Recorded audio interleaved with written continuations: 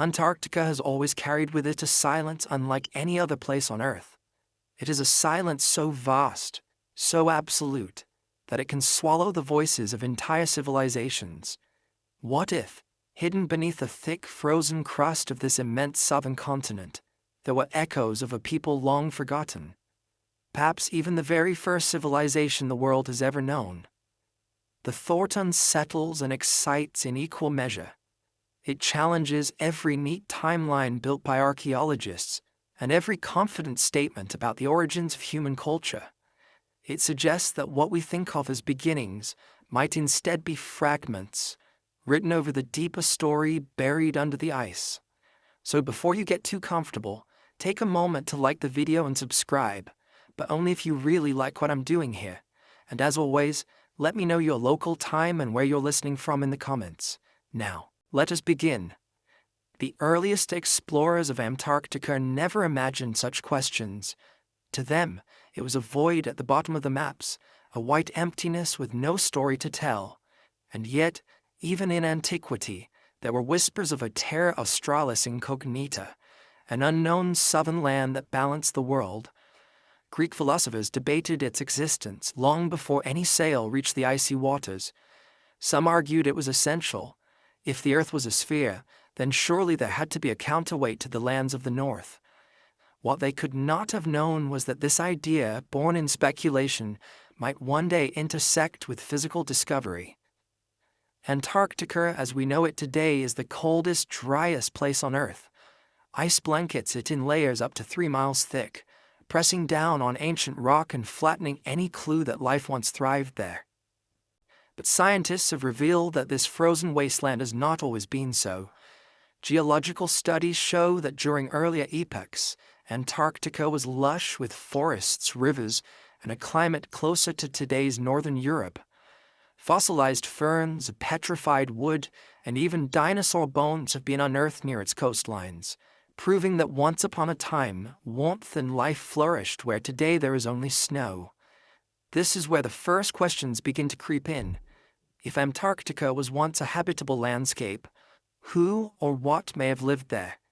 Could it have hosted not only animals and plants, but also humans, or perhaps proto-civilizations predating all those known? Most historians dismiss such thoughts as imaginative fiction, preferring to keep the origin of complex culture within Mesopotamia, Egypt, or the Indus Valley. But there are anomalies that resist such dismissal. One of the most famous anomalies is the Piri Reis map, drawn in 1513 by an Ottoman admiral who claimed to have used far older charts as references. The map seems to show the coast of South America with surprising accuracy, centuries before modern mapping. More curiously, some researchers argue that the map depicts a portion of Antarctica without its ice. If true, the implication is staggering. Someone, somewhere, charted the continent when its coastline was visible, which could mean tens of thousands of years ago.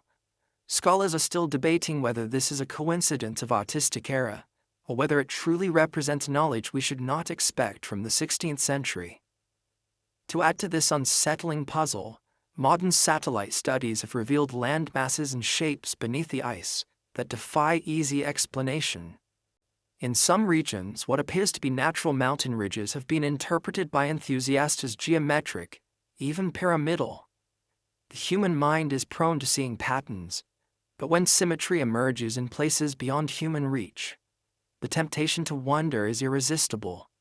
Could these be natural formations sculpted by ice and erosion, or the remains of ancient architecture buried deeper than our history books allow? Historical precedent suggests that civilizations rise and fall, leaving traces often misunderstood or ignored until rediscovered. The ruins of Troy were once dismissed as legend until a determined archaeologist dug them up from beneath layers of soil. The lost cities of Central America lay concealed under jungles until explorers cleared the vines. Is it truly impossible to imagine that another such discovery might lie under Antarctic ice, preserved by the very forces that conceal it? This is not merely a question of curiosity. If such a civilization existed, it would alter the story of humanity's development. It would imply that complex societies may have emerged far earlier, in climates we do not associate with human progress. It would push back the clock, forcing us to rethink migrations, technologies, and the fragile relationship between humans and shifting climates. It would also confront us with an uncomfortable idea that our current civilization, with all its confidence, may not be the first to rise to a global scale. In recent years, the scientific community has contributed findings that fuel this speculation. Ice core samples taken from Antarctica have revealed not just climatic fluctuations, but hints of sudden cataclysmic events. Layers of ash trapped within the ice point to violent volcanic eruptions. Sharp chemical signatures suggest meteorite impacts or cosmic dust influxes. These align with theories of abrupt climate change, which could transform a fertile land into a frozen wilderness within a geological blink of an eye. If humans lived there, that world could have been erased nearly overnight. Outside of science, myths and oral traditions add strange voices to the conversation. Tales of lost southern lands told in Polynesia, South America, and even ancient Greece seem out of place unless they carried some shadow of reality. Some researchers suggest that myths may preserve distant cultural memories of migrations, islands, or even continents that were swallowed by ice or ocean.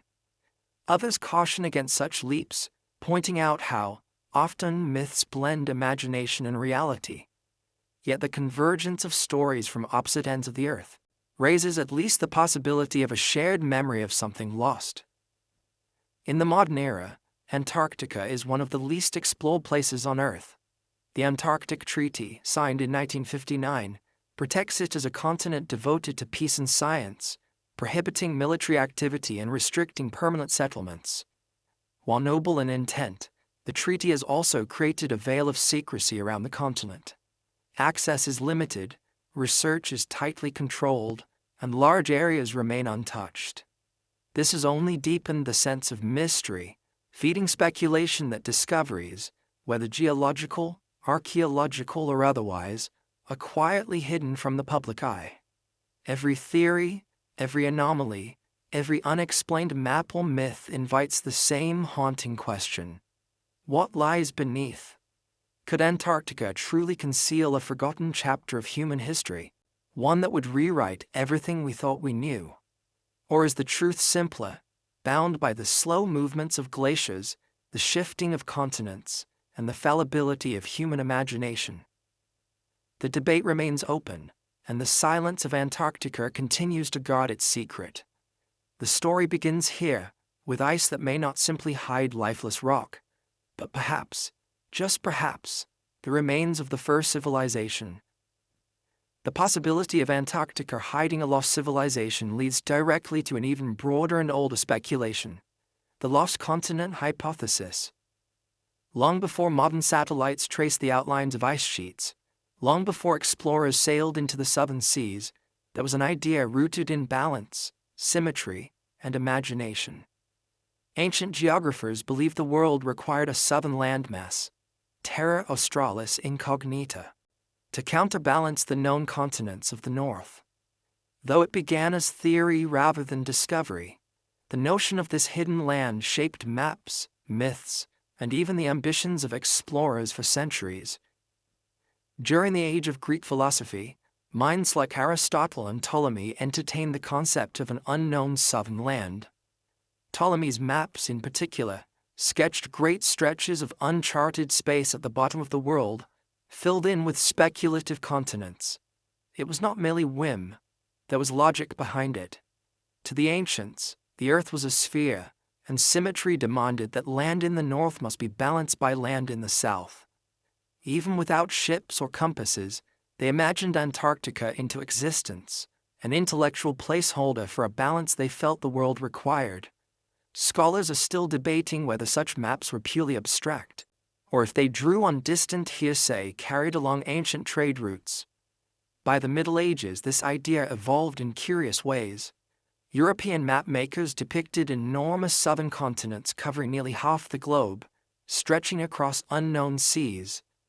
These maps combined fragments of inherited Greek thought with speculation, religious symbolism, and imaginative art. For some, this land became not only a balance for geography, but also a canvas for morality tales, home to strange creatures, monstrous races, or unimaginable wealth. In a way, the lost continent hypothesis was less about what existed, and more about what humans projected onto the unknown. Then came the scientific revelations of geology. The theory of continental drift, introduced in the early 20th century by Alfred Wegener, gave new substance to old imaginings. Wegener proposed that the continents were once joined in a supercontinent, Pangaea, that broke apart and drifted to their present positions. At the southern heart of this reconstruction lay Gondwana, a vast prehistoric landmass that included Antarctica, South America, Africa, India, and Australia. Suddenly, the lost continent was no longer merely myth. It had a name, a history, and a place in scientific understanding.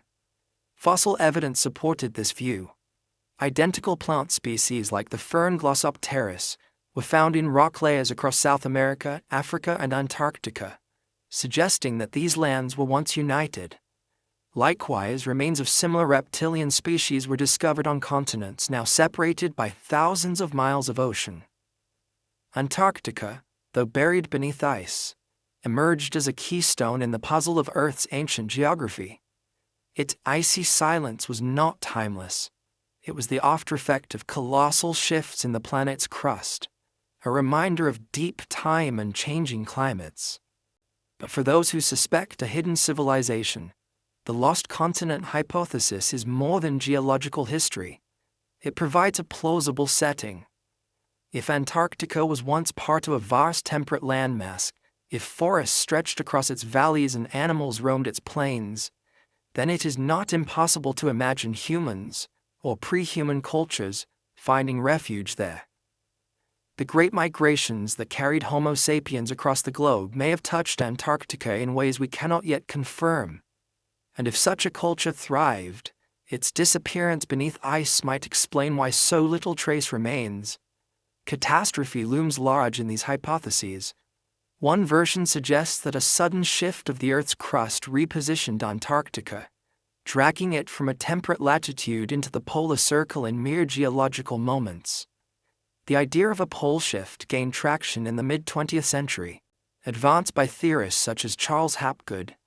If correct, it would mean that Antarctica was not always a land of ice, but one violently thrust into cold, freezing over an existing ecosystem, possibly even a civilization. The mainstream scientific community is cautious, skeptical of such rapid movements, but the theory lingers in the cultural imagination. It offers a dramatic explanation for how a thriving world might vanish in an instant. Meanwhile, the fossil record adds hints of mystery. In recent decades, expeditions have uncovered remains of ancient rainforests preserved beneath the Antarctic ice. Layers of soil contain pollen from trees that once reached toward a sunlit sky. Fossils of amphibians and reptiles suggest ecosystems far richer than expected. If Antarctica was once green, then perhaps it was also once habitable for humans. The transition from that lush landscape to the frozen desert we see today remains one of the most extreme shifts in Earth's climate history. There is another layer of speculation, that Antarctica was once the true Atlantis. While Plato's Atlantis has traditionally been associated with the Mediterranean or the Atlantic Ocean, some theorists have reinterpreted his descriptions through the lens of Antarctica's lost continent. A vast, powerful civilization destroyed by sudden catastrophe, buried beneath water and ice, it fits, at least in outline. Whether this connection is credible or not, it illustrates how myths adapt to new theories, binding ancient stories to modern discoveries. And yet, every hypothesis rests on a fragile balance between evidence and imagination. The geological story of Gondwana is well established, grounded in fossils and stratigraphy. But the leap from prehistoric forest to human civilization is far more tenuous. Historians are still debating whether early humans could have reached Antarctica at all, given its remoteness, and the challenges of crossing southern oceans. Some argue that the technology required for such voyages was beyond Paleolithic or even Neolithic societies. Others, however, point to the surprising navigational skills of ancient seafarers who reached islands across the Pacific thousands of years before modern navigation. Could it be that similar feats carried explorers southward, toward the edge of the unknown? Curiously, the lost continent hypothesis does not stand alone. Around the world, tales of sunken lands persist. Lemuria in the Indian Ocean, Mu in the Pacific, Atlantis in the Atlantic. Each is a cultural echo of something lost, a reminder that humans across time have sensed absences in the geography of their world. Whether these myths reflect geological events, such as rising seas after the Ice Age, or whether they preserve memories of forgotten cultures, they feed into the same question: how much of history lies hidden, waiting to be uncovered? The notion of Antarctica as a lost continent is therefore both scientific and mythical. It bridges the rational understanding of plate tectonics with the poetic longing for forgotten worlds. It is a place where hard evidence of fossilized forests meets whispered legends of civilizations erased by ice. And it is in that space between science and speculation that the possibility of Antarctica as Earth's first cradle of culture continues to grow. Long before satellites captured high-resolution images of Antarctica's coastlines, long before ice-penetrating radar revealed mountains and rivers buried under miles of glacial crust, there were maps that should not exist. They rest in archives, etched on parchment or copied from older sources, bearing details that defy the limits of their time. Chief among them is the enigmatic Piri Reis map, created in 1513 by an admiral of the Ottoman fleet.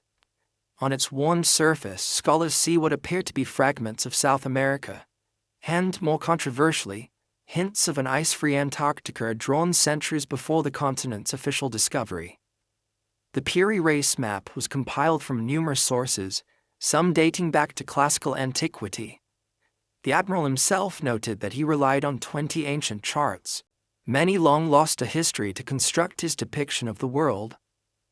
What startled researchers in the 20th century was its accuracy in depicting the eastern coast of South America. At a time when much of that coastline was still unexplored by Europeans, the precision suggested access to knowledge that should not have been available. Even stranger, beneath the South American outline, a landmass appears that some interpret as Antarctica, its coastal contours visible without the overlay of ice. If true, the implications are staggering. It would mean that someone, in some distant past, had mapped the southern continent in conditions not seen for tens of thousands of years. Mainstream historians argue for caution. The anomalies could be explained as errors, distortions introduced as multiple map sources were combined, or perhaps misinterpretations of South American geography. The lower coastline may simply represent an elongated rendering of South America itself. Yet, the resemblance to Antarctica has been too strong for many to dismiss entirely. Scholars are still debating whether the Piri Reis map reflects ancient geographical knowledge, or merely the accidents of copying and imagination. The Piri Reis map is not alone. The Orontius Phineas map, published in 1531, portrays a southern continent with surprising detail. Its coastline, rivers, and mountain ranges seem oddly prescient, as if glimpsed through the centuries before modern discovery. Some researchers claim the contours align with radar images of Antarctica beneath its ice sheets. Again, skeptics point out distortions, but the pattern is undeniable. Multiple maps from the Renaissance depict a southern continent centuries before Captain James Cook, and later expeditions confirmed its existence.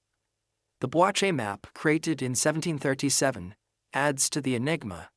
It presents Antarctica divided into two separate landmasses with a sea between them, something remarkably similar to the way ice-penetrating radar later revealed the continent's bedrock, East Antarctica and West Antarctica, separated by the Transantarctic Mountains. To some, this is uncanny evidence of advanced knowledge predating modern science. To others, it is coincidence shaped by creative guesswork. The debate lingers, unresolved, with every side aware of the profound consequences if the maps are more than chance. If Antarctica was indeed mapped before it was entombed in ice, the question becomes, who mapped it? This opens the door to hypotheses both reasonable and radical. Some suggest early seafaring civilizations, perhaps Phoenicians or even older Mediterranean cultures, managed voyages far beyond what conventional history credits them with. Others speculate that unknown peoples long erased from history explored and charted the globe in ways forgotten by time. A more radical fringe proposes influences from lost civilizations like Atlantis, their knowledge scattered and preserved in fragments through later cartographers. The very existence of these maps intersects curiously with myths of global navigation. Stories from Polynesia, South America, and even Northern Europe describe journeys across immense seas, often guided by stars and memory rather than instruments. Modern archaeologists have been surprised at the sophistication of ancient navigators who settled distant islands of the Pacific thousands of years before the compass.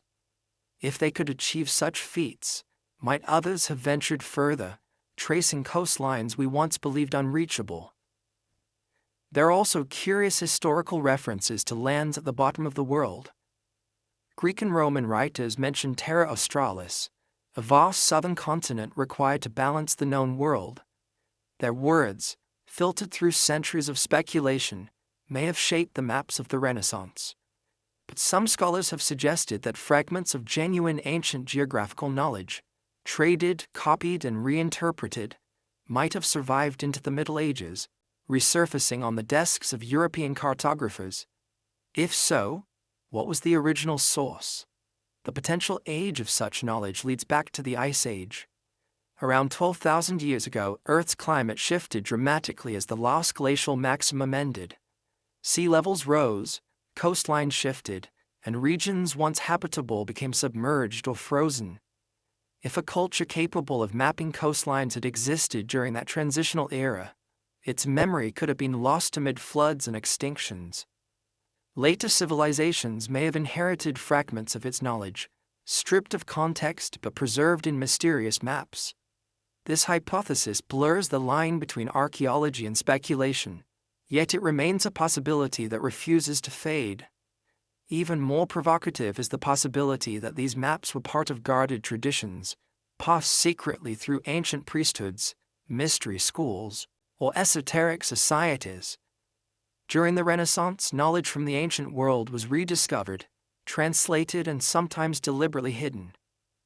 Could the cartographers who drew southern continents have relied on ancient manuscripts lost to public record? If so, those manuscripts themselves may have been copies of something older still. This chain of transmission complicates the search for origins, but it also feeds the allure of mystery. Of course, skeptics remind us of the human tendency to find patterns where none exist.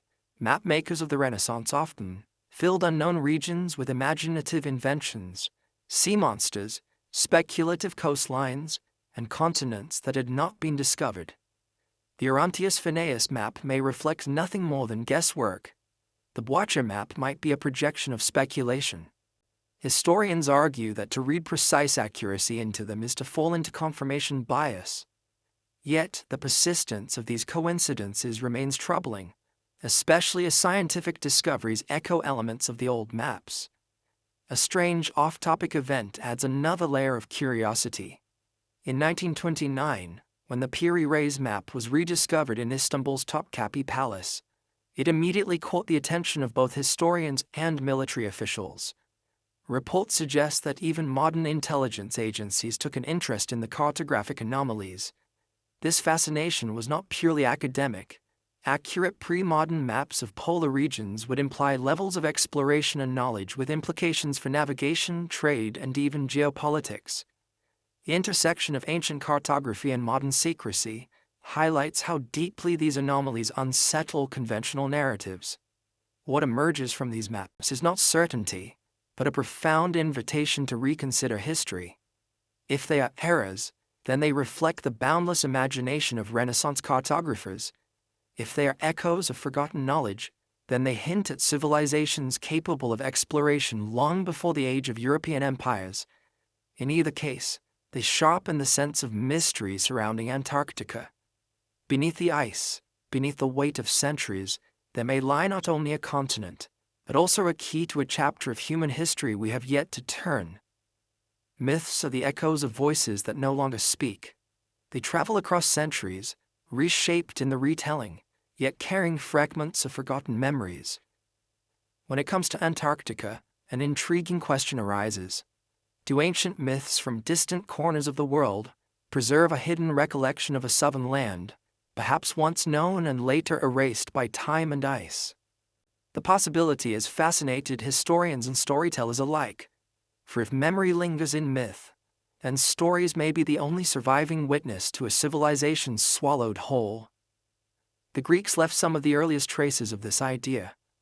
Their philosophers debated the existence of Terra Australis long before any ships ventured so far south. Aristotle and Strabo wrote of a great land at the edge of the known world, conceived not from observation, but from the logic of symmetry. The earth, they reasoned, must balance itself. If there were continents in the north, then there must be one in the south. While these accounts may not reflect true knowledge, they created a framework of expectation, a placeholder in human thought for a land that had yet to be discovered. Scholars are still debating whether such classical hints were purely speculative, or whether they drew faintly on rumors carried through ancient trade networks. Further west, Polynesian traditions told of vast journeys across the Pacific guided by stars and memory. Their oral histories describe islands that appear, vanish, and sometimes re-emerge in mythic cycles. In some accounts, navigators spoke of a land in the far south, a place of dangerous seas and shifting skies. These stories may reflect encounters with sub-Antarctic islands such as New Zealand or the Kerguelen Islands. Yet some researchers wonder if they preserve an ancestral memory of exploration that stretched further, brushing against the Antarctic Circle. Such interpretations are controversial, but they illuminate how myth often expands beyond the boundaries of what seems possible. South America also contributes tantalizing clues. Among the myths of the Andes, stories tell of gods emerging from the sea, bearing knowledge and tools to uplift humanity. Viracocha, a created deity in Inca tradition, is said to have come from the waters of Lake Titicaca before traveling across the Andes, teaching people skills and laws. Some later chroniclers, hearing these tales, suggested that Viracocha came not merely from the lake, but from the distant south, across the ocean. Could this be a distorted recollection of contact with a land to the far south? Perhaps even Antarctica itself, when it was still habitable. There are also myths of cataclysm. Across the world, traditions speak of great floods, sudden freezing, and lands swallowed by the sea. The Hopi of North America, the Sumerians of Mesopotamia, and the Maori of New Zealand all recount variations of a story in which an older world was destroyed and a new one born. Within this universal theme, some theorists detect the faint outline of Antarctica, a land once fertile, now obliterated by ice. While mainstream historians caution against drawing direct lines between myth and geography, the persistence of these themes across cultures invites speculation. One particularly strange account comes from medieval Europe. In 14th century texts, there are tales of sailors reaching a southern land filled with mountains and strange animals. Though dismissed as fantasy, these stories sometimes describe conditions oddly reminiscent of Antarctica's pre-glacial past, with forests and rivers in places now buried beneath ice. Were these imaginative inventions or distorted echoes of older traditions that remembered Antarctica as it once was? The myth of Atlantis hovers at the edge of all such discussions. Plato's tale describes a powerful civilization destroyed by sudden catastrophe, swallowed by the sea in a single day and night. While most interpretations place Atlantis in the Atlantic Ocean or the Mediterranean, some fringe theories relocate it to Antarctica. The parallels are tempting: a lost civilization, buried under water and ice, erased from history yet lingering in memory. Whether or not Plato's story corresponds to any real event, it demonstrates how deeply humanity is drawn to the idea of forgotten worlds. Even in more recent traditions, hints of southern lands persist. Portuguese sailors in the 15th century spoke of vast continents to the south, described in fragments that combined rumor, imagination, and perhaps genuine encounters with uncharted islands. Some of these accounts fueled the voyages of discovery that eventually circled the globe. In this sense, myth served as a compass, pointing explorers toward what they hoped to find, even when they had no proof.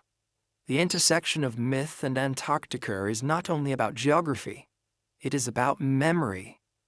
Human cultures have always preserved memories of cataclysm, whether through flood legends, fire myths, or tales of ice and darkness.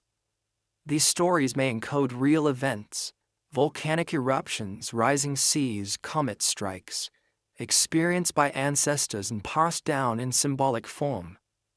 If Antarctica was once habitable, and if a civilization truly lived there, then its sudden disappearance beneath ice would have been one of the greatest catastrophes in human prehistory. Could myths of lost lands, scattered across continents, be faint recollections of that disaster? There is, however, no clear answer. Historians are still debating whether myths can be taken as historical sources at all. Some argue that they preserve kernels of truth wrapped in symbolism, while others insist they are purely cultural creations, shaped by imagination rather than memory. Yet, the persistence of certain themes, sunken lands, sudden cataclysm, knowledge from the sea, suggest a common thread. At the very least, myths reveal what humanity has always suspected, that our history is incomplete, and that somewhere, something vast may have been lost. A curious off-topic example illustrates how myth and memory can intertwine. In the 19th century, explorers in South America recorded a story from indigenous people about giant white birds flying southward, never to return. To the locals, this was a myth explaining the migration of unknown creatures. To modern eyes, it sounds eerily like a distorted memory of large seabirds, perhaps albatrosses, whose migratory paths do indeed arc toward the southern seas. What appears mythic may sometimes contain a kernel of natural observation, just as stories of lost southern lands may hold fragments of a deeper truth. The myths of Greece, Polynesia, and South America do not prove the existence of an Antarctic civilization, but they do remind us that memory is long and imagination longer still. They suggest that the silence of Antarctica may not be absolute, that across cultures and centuries, whispers of a land at the bottom of the world have persisted, waiting to be rediscovered. The landscape of Antarctica is a puzzle locked beneath 3 miles of ice. To the human eye, it appears lifeless, an endless sheet of white stretching toward the horizon, sculpted only by wind and weather. But beneath that ice lies a geological archive older than any written memory. Scientists who have dared to peer through the frozen veil have uncovered rivers that never see the sun, mountain ranges hidden for millions of years, and signs of a climate so radically different from today that it almost defies imagination. If Antarctica is hiding the traces of the world's first civilization, its geology would hold the silent clues. Seismic surveys carried out during the International Geophysical Year of 1957-58 offered the first glimpses of the buried continent.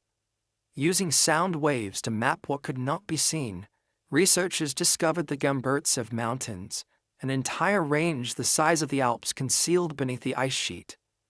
The revelation startled geologists, for such mountains are not supposed to exist beneath the crushing weight of ice. Their presence raised questions. How old were they, and what kind of climate once shaped their peaks? The Gumburtsevs became a geological ghost, a reminder that even massive mountain ranges can be swallowed whole. Later radar surveys revealed still more extraordinary features. Beneath the ice lies Lake Vostok, one of the largest subglacial lakes on Earth, sealed away for perhaps 15 million years. Its waters are liquid not because of sunlight, but because geothermal heat rises from below, preventing it from freezing solid. Scientists drilling into the ice above Vostok discovered microbes that may have been isolated for eons, a glimpse into ecosystems that defy conventional understanding. If life can survive in such conditions, it lends weight to the idea that Antarctica's depths may conceal more than we expect. In speculation, some wonder, if microbes can persist for millions of years beneath ice, could artifacts or even human traces be equally well preserved? Geology also tells the story of a warmer Antarctica. Fossil evidence shows that around 90 million years ago during the Cretaceous, the continent was blanketed with rainforests. Sediments taken from deep beneath the ice revealed pollen grains from ancient conifers and flowering plants, evidence of a thriving temperate landscape. More recently, fossilized wood and leaves discovered along Antarctica's coasts confirm that forests extended even near the poles. Dinosaurs once walked there, amphibians thrived in its rivers, birds nested among its trees. The shift from such richness to today's barren ice is one of the most dramatic climate transformations in Earth's history. But the most compelling evidence lies in the more recent past. Studies suggest that as late as 30 million years ago, Antarctica's ice sheets were intermittent, rising and falling with climate cycles. More provocatively, there is data suggesting warm periods within the last few million years when parts of the continent may have been ice-free. During these windows, Antarctica could have supported ecosystems similar to modern tundra or boreal forests. If early humans, or a civilization predating known history, ever reached the southern continent, these warmer intervals would have provided the opportunity. Geothermal activity continues to shape Antarctica today. Volcanic hotspots, some still active, lie hidden beneath the ice. Mount Erebus, a towering stratovolcano on Ross Island, erupts regularly, its lava lake glowing amid the frozen desert. Seismic studies suggest that dozens of other volcanoes lie buried under the ice, the heat carving subglacial channels and lakes. Some researchers argue that this geothermal warmth might accelerate melting, exposing landscapes unseen for millions of years. To those who speculate about hidden civilizations, geothermal energy provides a tantalizing possibility, a natural source of heat that could have sustained life even as the ice advanced. Strange anomalies deepen the intrigue. In 2006, satellite surveys detected a vast circular feature beneath the Wilkes Land ice sheet, nearly 300 kilometers across. Some geologists interpret it as an impact crater, possibly created by an asteroid that struck Antarctica around 250 million years ago, an event that could have triggered mass extinctions. Others suggest more mundane explanations, but the anomaly continues to provoke speculation. To fringe theorists, the circular form resembles something artificial, perhaps even the remains of colossal architecture buried beneath ice. The mainstream view remains cautious, but the mystery persists. Ice itself is a geological storyteller. Each layer preserves a record of past climates, volcanic eruptions, cosmic dust, even fluctuations in greenhouse gases. Ice cores drilled from Antarctica stretch back hundreds of thousands of years, chronicling the planet's changing atmosphere. They show sudden shifts, periods when temperatures spiked or plummeted in ways that could devastate ecosystems.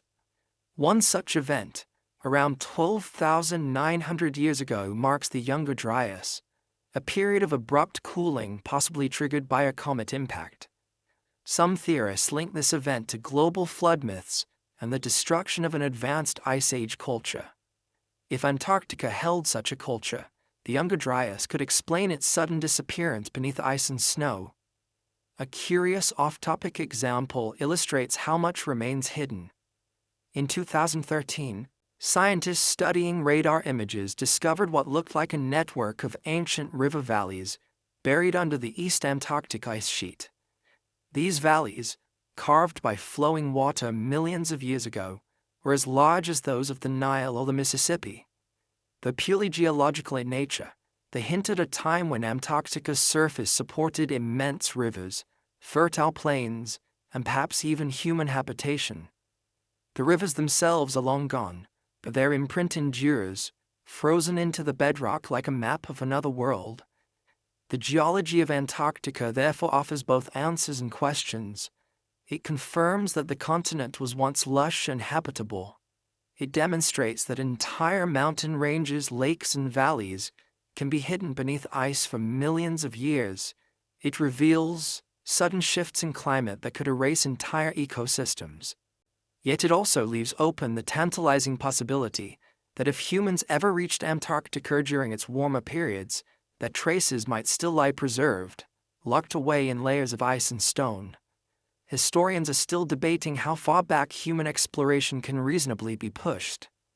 Archaeological evidence confirms human presence in South America, at least 14,000 years ago, and perhaps much earlier. Seafaring cultures reached remote islands of the Pacific long before modern navigation. If such peoples ventured south, Antarctica may not have been entirely unknown. The geological record assures us that if they arrived, the land they saw was not the barren desert we imagine today, but something altogether different. A landscape where forests grew and rivers ran, waiting to be rediscovered beneath the ice. If Antarctica once held forests, rivers, and a habitable climate, the next natural question is whether signs of human presence might still linger beneath its ice. For decades, scattered claims, strange anomalies, and controversial reports have suggested that the continent may not be as untouched as it seems. Some of these claims have been discredited, others remain unresolved, and a few continue to stir debate, quietly hinting at the possibility that human footprints once pressed into Antarctic soil long before the first recorded expeditions arrived. One of the most frequently cited anomalies is the appearance of pyramidal mountains in satellite imagery. Photos taken from orbit show sharp, triangular peaks rising from the snow, their symmetry uncanny against the chaotic backdrop of ice and rock. To many they look like pyramids, massive and deliberate, built on a scale to rival Giza. Geologists are quick to explain them as nunataks, isolated mountain summits exposed above the surrounding ice sheet, the angular shape carved by wind and erosion. Yet the resemblance is difficult to ignore, and to some theorists, the possibility of artificial construction remains alive. Historians are still debating whether these formations are purely natural or if there is more to their geometry than coincidence. Another controversial claim emerged from accounts of World War II. Rumors circulated that Nazi expeditions to Antarctica in the late 1930s discovered ancient structures or established secret bases. The story often merges with speculation about hidden technology, underground caverns, and suppressed discoveries. While mainstream history records that Germany did send exploratory missions, there is little credible evidence of anything beyond scientific surveys. Still, the persistence of the legend demonstrates how easily Antarctica's silence becomes a canvas for human imagination. The combination of a hostile environment, limited access, and global secrecy makes it fertile ground for speculation. More tangible are the stories of out-of-place artifacts, objects reportedly discovered in Antarctica that do not fit the conventional timeline. In some fringe accounts, explorers claim to have found stone tools or even carved objects embedded in rock or ice. Most of these reports are anecdotal, lacking physical evidence or proper documentation. Yet the very idea invites curiosity. If humans reached Antarctica during its warmer epochs, they would have left behind tools, dwellings, and art, just as they did in Africa, Europe, and Asia. The question is not whether artifacts could exist, but whether they have survived the crushing weight of glaciers and the erosion of time. The peculiar case comes from the 1940s, when the Chilean Navy reportedly recovered unusual metallic objects along Antarctic shores. Descriptions suggested a technology more advanced than expected, fueling rumors of lost civilizations or even extraterrestrial contact.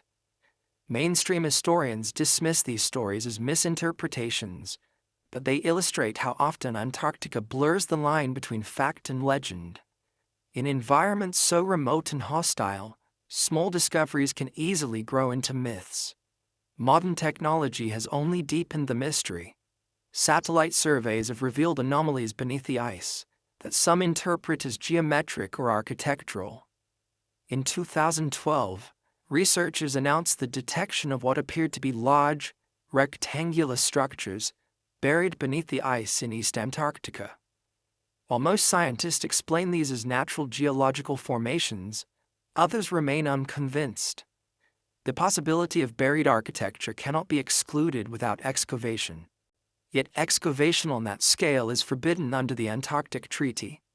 Thus, the anomalies remain locked in speculation, neither proven nor disproven. The discovery of fossilized remains of ancient life further complicates the picture. Petrified forests, dinosaur bones, and traces of once thriving ecosystems demonstrate that Antarctica was not always frozen. If prehistoric animals lived there, why not early humans? Archaeological sites in South America, such as Monteverde in Chile, show evidence of human presence over 14,000 years ago. This suggests that early populations had already migrated far south. From there, Antarctica would have been only a further journey across the Drake Passage. Difficult, yes, but not impossible for seafaring cultures with knowledge of currents and winds. Could some of them have reached the shores of a milder Antarctica? An unusual, off-topic event adds an eerie layer. In the 1970s, Soviet scientists drilling into subglacial lakes reported hearing unusual acoustic signals beneath the ice. Though later dismissed as equipment noise, rumors spread of mechanical sounds or unexplained vibrations far below the surface. To the speculative mind, such accounts suggested hidden machines or structures operating in secrecy. To scientists, they were reminders of how fragile instruments can be in extreme conditions. Regardless of interpretation, the story contributed to Antarctica's reputation as a place where ordinary data easily transforms into mystery. Historians remain divided. The mainstream view holds that there is no solid evidence of ancient human presence in Antarctica. No definitive artifacts, no indisputable structures, no inscriptions. Yet, the geological record leaves open windows of possibility. During warm periods in the Pliocene or earlier interglacials, the continent would have been habitable. If humans or human ancestors reached it then, their traces might be buried deep below the ice, waiting for future discovery. Alternatively, rising seas and advancing glaciers may have erased them entirely, leaving only myths and anomalies as faint reminders. The debate also raises broader questions about human history. Conventional archaeology places the rise of civilization around 6,000 years ago, with early city-states in Mesopotamia and Egypt. But new discoveries continue to push back the timeline. Göbekli Tepe in Turkey, built over 11,000 years ago, revealed monumental architecture far earlier than expected. If such a site could exist in Anatolia, why not an equally surprising site in Antarctica, buried beyond reach? The comparison is imperfect, but it demonstrates how fragile our timelines can be. Speculation aside, Antarctica remains one of the least explored places on Earth. Less than 0.5% of its surface has been studied directly. Vast areas remain untouched, concealed beneath ice thicker than the tallest skyscrapers. Even with modern technology, much of the continent is invisible, mapped only through indirect signals. In this sense, Antarctica is the perfect hiding place. Whether it conceals human traces, geological wonders, or nothing at all, it will continue to provoke curiosity until its secrets are revealed. The idea that Antarctica may have once hosted civilization sometimes collides with another enduring mystery: the origins of ancient Egypt. Across centuries, Egypt has been seen not only as a cradle of human culture, but also as a repository of forgotten wisdom. Its pyramids, temples, and astronomical alignment speak of a sophistication that still puzzles modern researchers. Could it be that Egypt preserved echoes of knowledge inherited from a land long vanished? perhaps even from a civilization buried beneath Antarctic ice. For centuries, Egyptian mythology has hinted at lands beyond the known world. In their cosmology, there was the concept of Zep Tepi, the first time, an era when gods walked the earth and brought order out of chaos. Some Egyptologists interpret this as symbolic myth, a poetic way of describing the dawn of civilization. Others suggest it may recall genuine memory of an earlier epoch, a precursor culture from which Egypt drew its wisdom. If Antarctica once flourished during a warmer period, could Zep Tepi be a distant remembrance of a land erased by catastrophe? The pyramids themselves invite speculation. Their alignment to celestial bodies, particularly Orion's belt and the pole stars, demonstrates a deep understanding of astronomy. Scholars debate how such precision was achieved, given the tools available to Old Kingdom architects. To some, this reflects careful observation and calculation by skilled ancient astronomers. To others, it suggests inherited knowledge, passed down from an older source. The possibility that this knowledge originated in a civilization destroyed by sudden climatic change has fascinated alternative historians. They argue that Antarctica, before it froze, may have been the source. There are also curious connections between Egyptian traditions and tales of lands far to the south. Some texts describe journeys across the Great Green, the vast sea that bordered their world. Expeditions to Punt, a semi-mythical land rich in incense and gold, were recorded in Egyptian inscriptions. While mainstream historians identify Punt with regions in East Africa, some fringe theories speculate that the memory of voyages further afield, perhaps even southward, became merged into these stories. The idea remains controversial, but it underscores how Egyptian culture often carried memories of distant lands and ancestral journeys. Historians are still debating the origins of Egyptian architectural forms. The step pyramids, mastabas, and later smooth-sided pyramids represent a rapid development of monumental architecture. Was this evolution purely local, or did it draw on influences from elsewhere? The sudden emergence of large-scale stone building has parallels with Göbekli Tepe in Turkey, a site much older than Egypt, but similarly enigmatic. If advanced building techniques were preserved through oral traditional migration, Antarctica could hypothetically be part of that chain of transmission. This is speculative, but it adds to the web of possibilities connecting Egypt to forgotten sources. There is also the peculiar case of the Sphinx. Its eroded body has sparked one of the most heated debates in archaeology. Some geologists argue that its weathering patterns resemble water erosion, suggesting that it predates the arid desert climate of Egypt and may be thousands of years older than conventionally believed.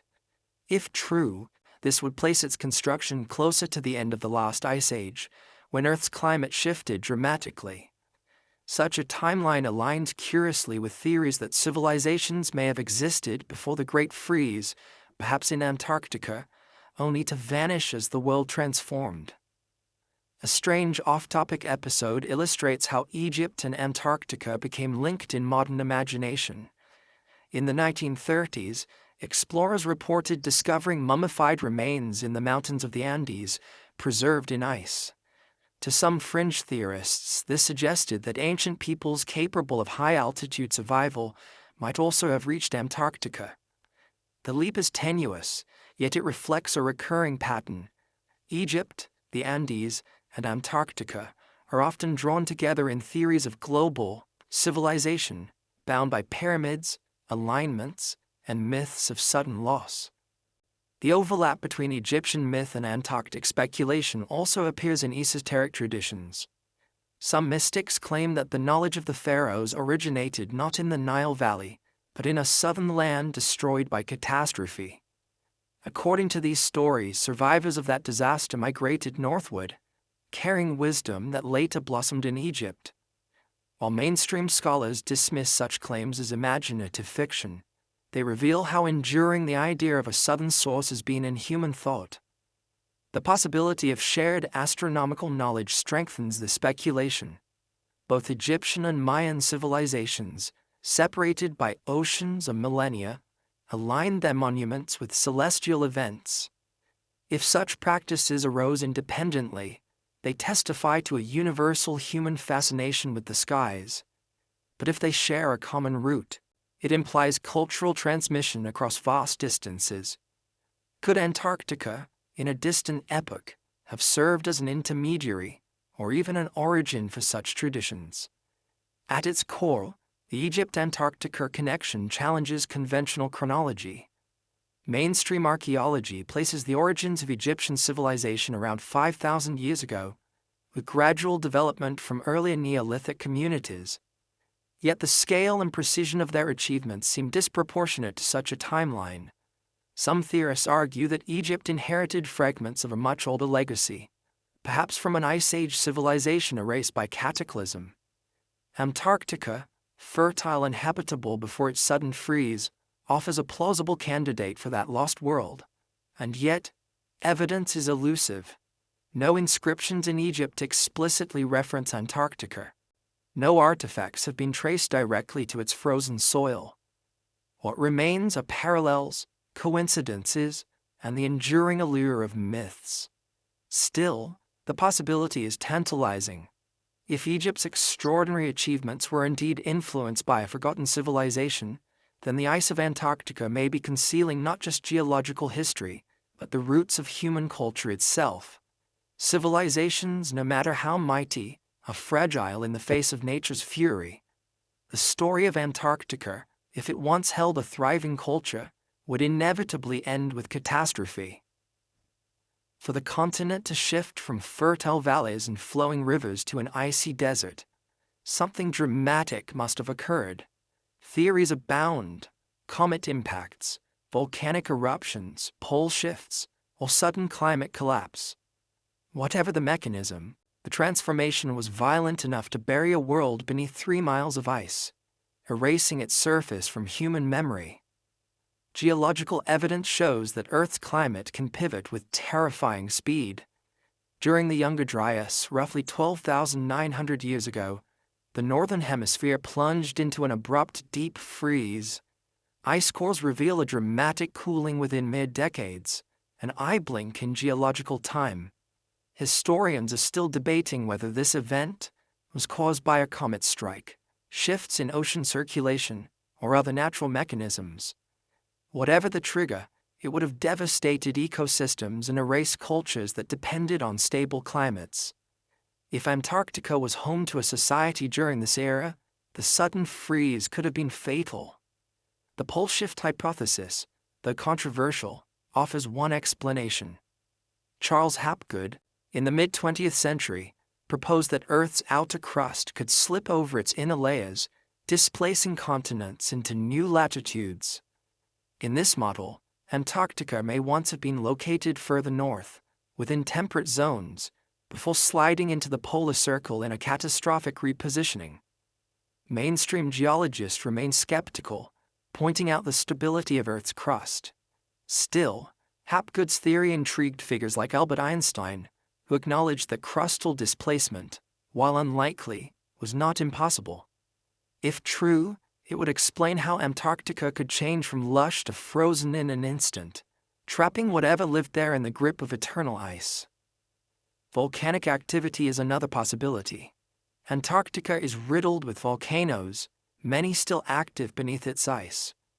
Massive eruptions in the past may have filled the skies with ash, blocking sunlight and causing sudden cooling.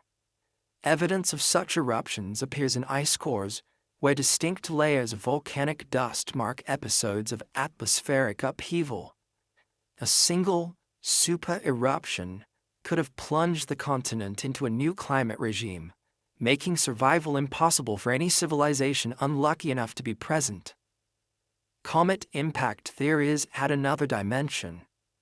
The Wilkes Land anomaly, a massive circular feature beneath East Antarctica, has been interpreted by some as the site of an ancient asteroid strike. If a cosmic body large enough struck the continent, it could have destabilized the climate globally, triggered massive floods, and accelerated the freezing of Antarctica itself. Advocates of this theory connect it to myths of a world-ending disaster, preserved in cultures worldwide. To them, the fall of a celestial body is the missing link between science and legend. Strange events from human history are sometimes woven into these hypotheses. Around 10,800 BCE, coinciding with the onset of the Younger Dryas, many megafauna species suddenly disappeared. Woolly mammoths, saber-toothed cats, and giant sloths. Archaeologists argue over whether this was caused by human overhunting, climate change, or a sudden catastrophe. The synchronicity between extinctions and abrupt cooling suggests something extraordinary. Could this same event have entombed Antarctica's forests and any culture that thrived there? Flood myths, too, resonate in this context. Nearly every ancient civilization preserved stories of sudden deluge. Mesopotamian epics, biblical accounts, Greek legends, and Polynesian traditions.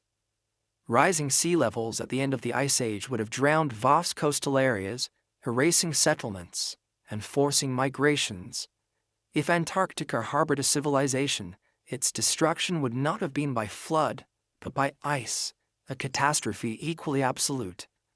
Perhaps the flood myths are only one half of the story, with the other half buried at the bottom of the world. Historians are still debating whether myths can be taken as records of real events. Mainstream interpretations emphasize their symbolic nature. Yet, when combined with geological data, their resonance is difficult to dismiss. The memory of sudden destruction, encoded in story and ritual, might reflect the lived experience of ancestors facing the collapse of worlds.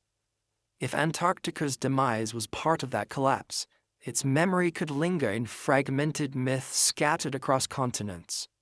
A peculiar off-topic observation highlights how sudden climate shifts can erase entire ecosystems. In Siberia, frozen mammoths have been found with undigested food still in their stomachs, as if they were flash-frozen in place. Some speculate this indicates a catastrophic temperature drop that killed them within hours. If such a freeze could strike Siberia, then perhaps Antarctica suffered a similar fate. Its forests and rivers transformed almost overnight into frozen wastelands. The mammoths, silent in their icy graves, become grim parallels for what a human culture might endure under similar conditions. The question of cataclysm ties Antarctica to broader patterns of human history. Every known civilization bears scars of collapse. Drought ended the Akkadian Empire, earthquakes shattered Minoan Crete, volcanic eruptions buried Pompeii. If Antarctica was once home to the first civilization, its destruction would be the ultimate collapse, so complete that its ruins remain locked away, invisible, yet preserved beneath the weight of ice. Unlike other civilizations, erased but rediscovered, Antarctica's legacy remains hidden, its evidence tantalizingly out of reach. The story of cataclysm is therefore not just about science or myth. It is about the fragility of human achievement. Civilizations rise slowly, through generations of labor, only to vanish in moments when the Earth shifts. Antarctica reminds us of this truth. If it held the first culture on Earth, then its sudden burial is the greatest lesson in humility we could imagine. Even the mightiest achievements can be silenced by ice and time. For centuries, long before modern science began peeling back Antarctica's secrets, the continent existed as little more than a shadow on maps and a rumor whispered by sailors. The age of exploration brought with it both discovery and invention, as adventurers, merchants, and empires expanded their horizons across oceans. Within this era, Antarctica began to shift from mythical terra australis incognita, the unknown southern land, to a place explorers desperately sought, driven by promises of wealth, strategic advantage, or simple curiosity. The idea of terra australis had haunted maps since antiquity, but during the Renaissance it took on fresh life. Cartographers like Gerardus Mercator filled the bottom of their charts with vast imagined continents, decorated with mountains, forests, and speculative cities. These depictions were not based on evidence but on belief. If there was land in the north, there must be land in the south to balance it. Explorers took these maps seriously, setting sail in search of riches hidden at the bottom of the world. Historians are still debating whether these voyages were spurred more by scientific curiosity or by imperial greed cloaked in scholarly justification. One of the first real expeditions into southern waters came in 1520, when Ferdinand Magellan's fleet rounded the tip of South America. From those icy seas, sailors glimpsed lands dotted with glaciers and storms so fierce that they believed themselves near the edge of the world. Though they never sighted Antarctica itself, their reports fueled speculation that a great continent lay just beyond the horizon. Later voyages by Francis Drake and others deepened the sense of mystery, confirming treacherous waters but leaving the southern land tantalizingly out of reach. By the 17th century, explorers like Abel Tasman and James Cook began to push further into southern latitudes. Tasman's journeys revealed New Zealand and Tasmania, islands that some believed were fragments of the great southern continent. Cook's voyages in the 1770s shattered many of these illusions. He sailed further south than anyone before him, skirting the Antarctic Circle and encountering endless fields of ice. While Cook never set foot on the continent, he concluded that if a southern land existed, it was inhospitable and barren. His verdict discouraged further exploration for decades, yet the mystery remained unresolved. Despite Cook's skepticism, rumors persisted. Whalers and sealers operating in the southern oceans occasionally reported glimpses of strange coastlines or lands covered in ice. Some of these accounts turned out to be sub-Antarctic islands, while others may have been mirages created by atmospheric distortions. But the persistence of these sightings kept alive the notion that something vast and unknown still waited in the south. The 19th century marked a turning point. In 1820, multiple expeditions, Russian, British, and American, independently claimed the first official sighting of the Antarctic continent. The race to confirm its existence was on. Over the following decades, explorers like James Clark Ross mapped parts of the coastline, discovering landmarks such as the Ross Ice Shelf and the volcano Mount Erebus. These missions confirmed that Antarctica was real, immense, and formidable. Yet its interior remained sealed by ice, offering no hint of what lay beneath. To the public, the discovery of Antarctica blended science with legend. Newspapers and journals speculated about what resources might lie hidden beneath the ice. Some imagined fertile lands, others mineral wealth, and still others whispered of ruins from a forgotten age. The continent became a screen for projection, where fact and fantasy blurred together. Even sober scientists could not entirely resist the allure of imagining what the ice might conceal. One particularly strange episode occurred in 1838, during the United States exploring expedition led by Charles Wilkes. Sailors claimed to have seen vast mountain ranges along the coast, which later maps recorded as Wilkes Land. When later expeditions failed to find such features, historians debated whether the sailors had mistaken clouds and icebergs for mountains. Yet in the 20th century, radar imaging revealed genuine geological anomalies beneath Wilkes Land, reigniting speculation that the sailors had glimpsed more than they realized. This curious convergence of error and discovery highlights how Antarctica resists certainty, blending illusion with reality. For European empires, the age of exploration was not just about science, but also about control. A continent untouched by human habitation represented not only mystery, but potential domination. Maps drawn in the 18th and 19th centuries often carved Antarctica into imaginary territories, claimed in advance of any actual settlement. Britain, France, and later Germany and the United States all sought symbolic possession of the land, even as its ice rendered colonization impossible. In this way, Antarctica became part of the same imperial imagination that carved Africa, Asia, and the Americas into spheres of influence. Speculation about hidden civilizations occasionally accompanied these imperial ventures. The idea that Antarctica might be the site of Atlantis gained traction in fringe circles during the 19th century. Writers pointed to the continent's size, isolation, and sudden burial in ice as evidence that it could match Plato's Lost Island. Though mainstream historians dismiss the connection, the association proved remarkably resilient.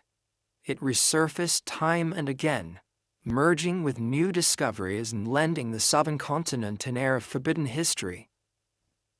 By the late 19th century, exploration shifted towards science. Expeditions like those of Robert Falcon Scott and Ernest Shackleton sought to penetrate Antarctica's interior, racing toward the South Pole. These journeys revealed more about the continent's icy emptiness than its hidden past. Yet even as explorers froze, starved, and died on the ice, rumors persisted that beneath their feet lay something extraordinary. Shackleton himself speculated that the continent might conceal coal, minerals, or even oil, resources that could one day reshape global power. Others, less pragmatic, whispered of ruins, artifacts, and knowledge that might overturn history. An off-topic but illuminating example comes from the same era. In 1909, explorers in the Arctic reported finding strange meteorite fragments and anomalous fossils in Greenland's ice.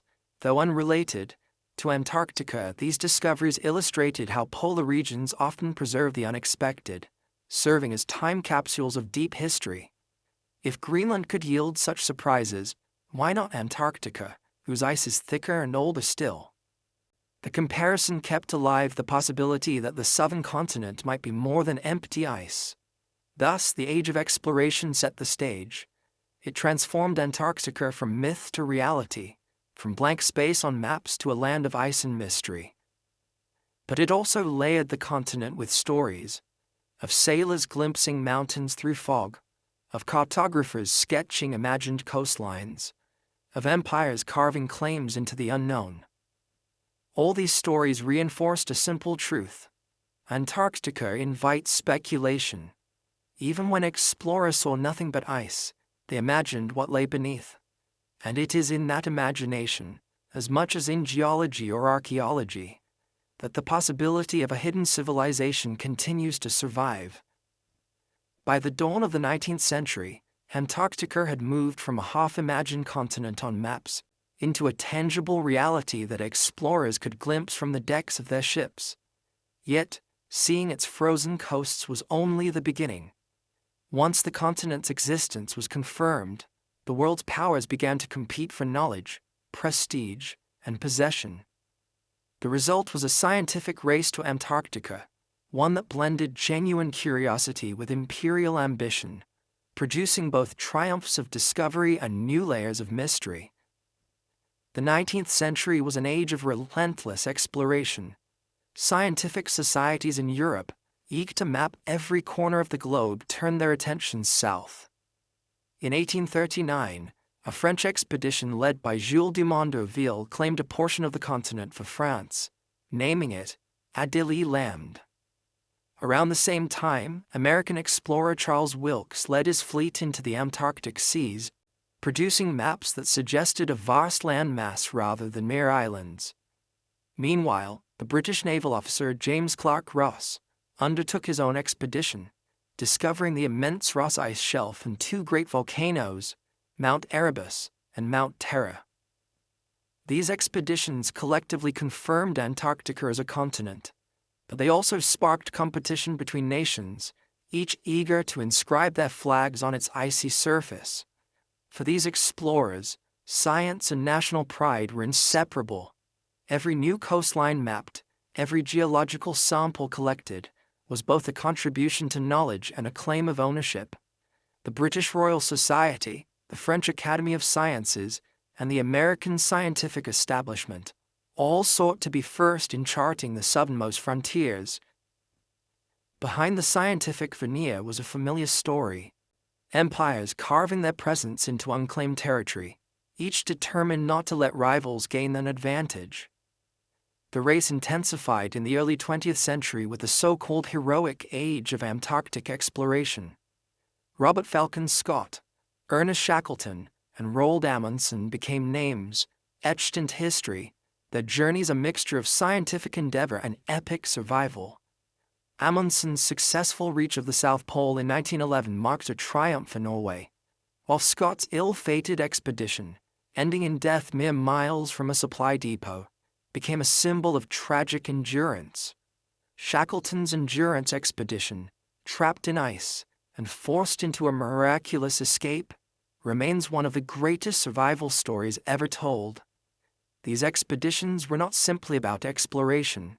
They were about proving human endurance against the most hostile environment on Earth. And yet, amid the heroism and national competition, whispers of something deeper emerged.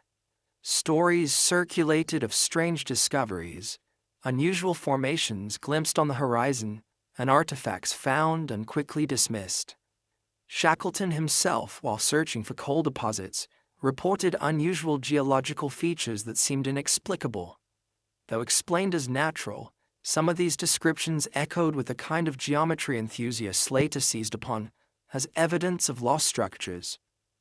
Whether imagination or misinterpretation, Antarctica's emptiness once again served as a canvas for human speculation. Historians are still debating how much of the heroic expeditions was driven by science and how much by empire. While expeditions carried geologists, biologists, and meteorologists, the geopolitical stakes were never far behind. Nations wanted to secure prestige, but they also wanted to know whether Antarctica held resources, minerals, coal, or oil that could fuel industrial might. In this sense, the scientific race was also an economic one. The frozen continent was imagined not only as a wilderness of ice, but also as a potential treasure chest locked beneath glaciers. The scientific instruments of the time were limited, yet they yielded surprising insights. Barometers, thermometers, and simple coring tools revealed how hostile the environment truly was, with temperatures plummeting far below anything known in the north. At the same time, fossils of ancient plants and evidence of past climates hinted that the continent had once been warm, forested, and alive. Such revelations unsettled neat narratives of Earth's geography, forcing scientists to reckon with deep time and shifting climates. If Antarctica could once host forests, then the line between present ice and past fertility became thinner than expected.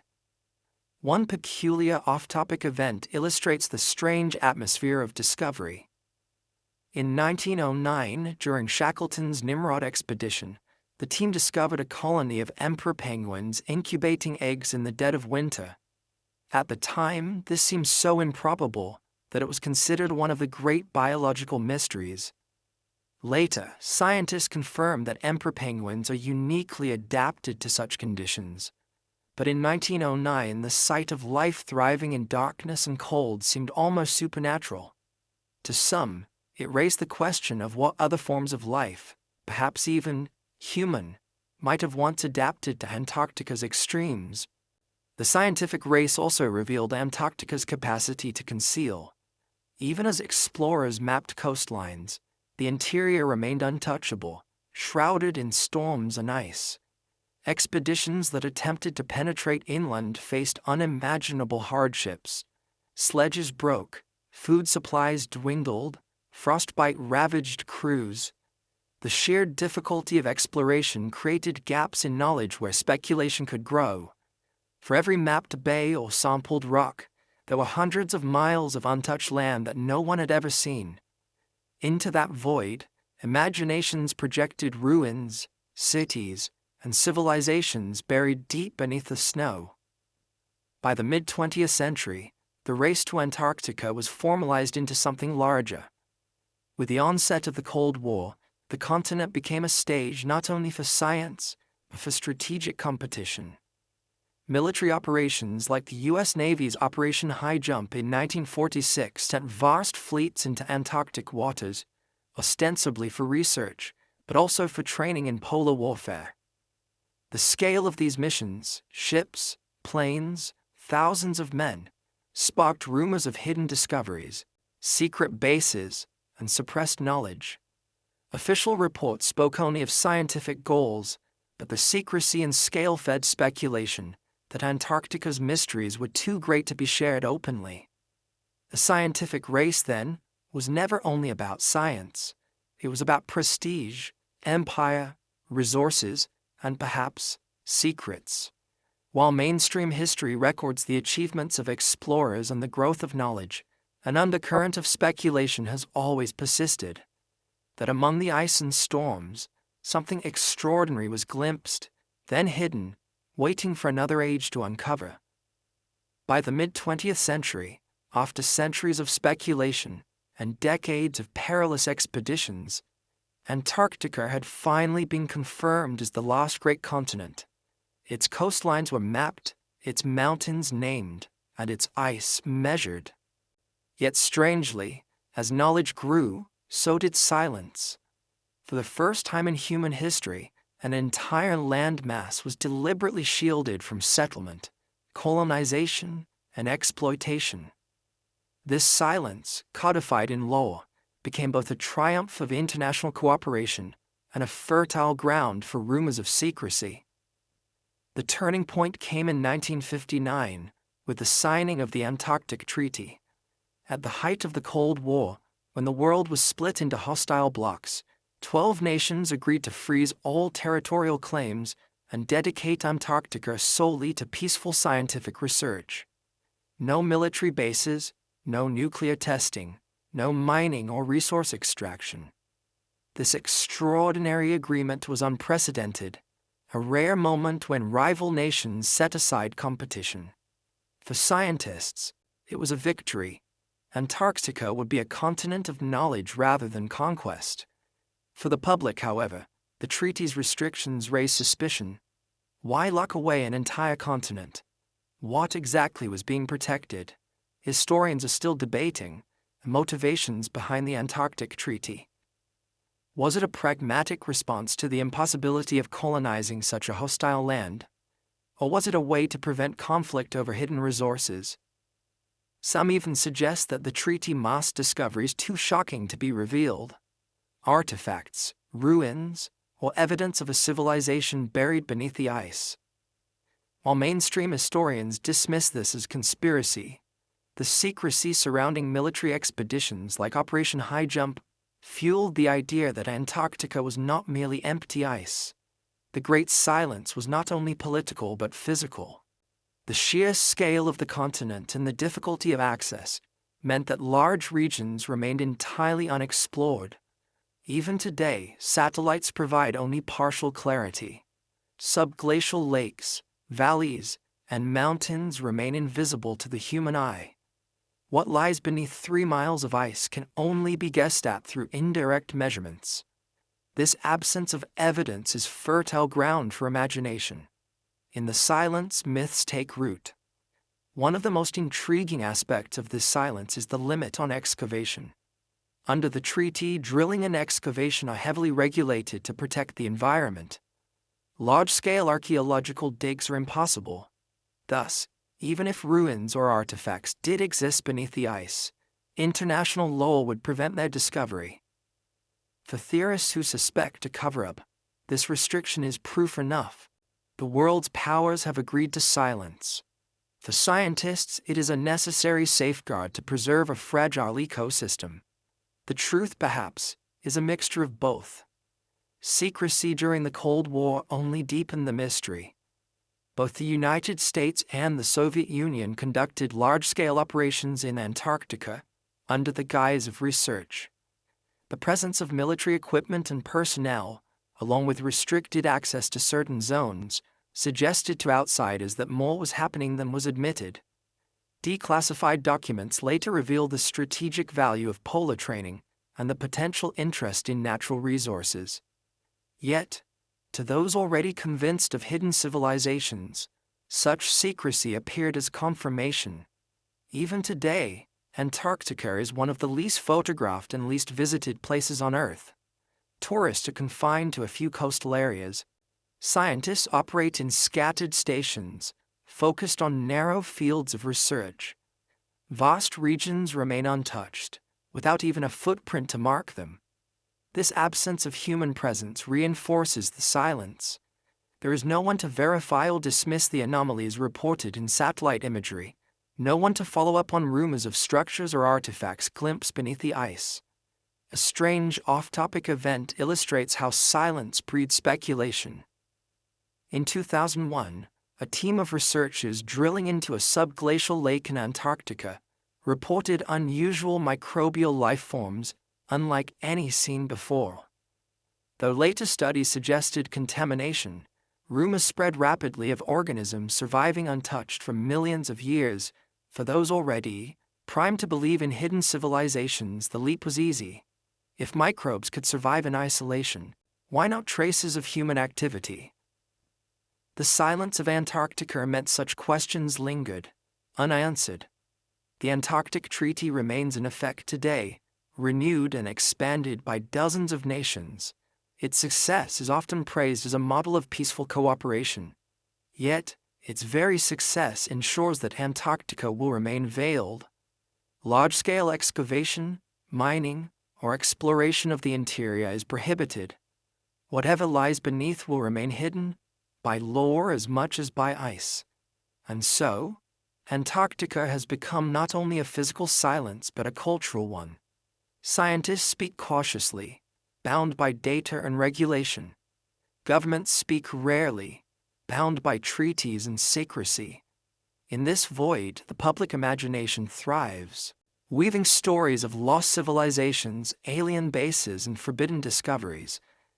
Whether such stories are true or not matters less than the fact that they persist, fed by silence. If Antarctica does conceal the remains of the first civilization, then humanity has chosen, consciously or not to uncover it. Instead, the continent lies untouched, its secrets preserved by law, by ice, and by silence. Perhaps this is a triumph of wisdom, protecting a fragile environment. Or perhaps it is a tragedy, leaving a buried history forever unknown. The silence surrounding Antarctica has not stopped speculation, it has amplified it. If a civilization once existed beneath the ice, theorists argue, then it may not only have survived but thrived, developing technologies far beyond what we associate with early humanity. Such claims inhabit the blurred space between archaeology, myth, and science fiction. Yet they persist because they offer explanations for anomalies that history alone cannot neatly contain. The question is not simply whether Antarctica once held people, but whether those people were custodians of knowledge and technology that vanished with the ice. The idea of ancient advanced technology often begins with architecture. Around the world, megalithic structures, massive stone monuments, stand as testaments to early ingenuity. The Great Pyramid of Giza, Stonehenge, and the colossal stones of Baalbek defy easy explanation with primitive tools. Mainstream archaeology attributes these to extraordinary human effort, skill, and organization. Alternative theories, however, suggest they represent knowledge inherited from a far older source. If such a source existed, Antarctica provides a plausible candidate. A civilization flourishing in a warmer epoch might have mastered techniques later preserved and adapted by survivors who migrated northward. Historians are still debating how early humans achieved feats of navigation and construction that seem disproportionate to their tools. The Polynesians navigated the Pacific without compasses, guided by stars and ocean swells. The builders of Göbekli Tepe, 11,000 years ago, carved monumental pillars long before agricultural writing.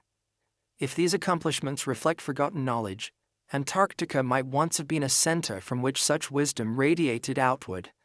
Some even argue that the maps showing ice-free coastlines are themselves a form of technology, evidence of cartographic methods lost to history. Energy is another area where speculation thrives.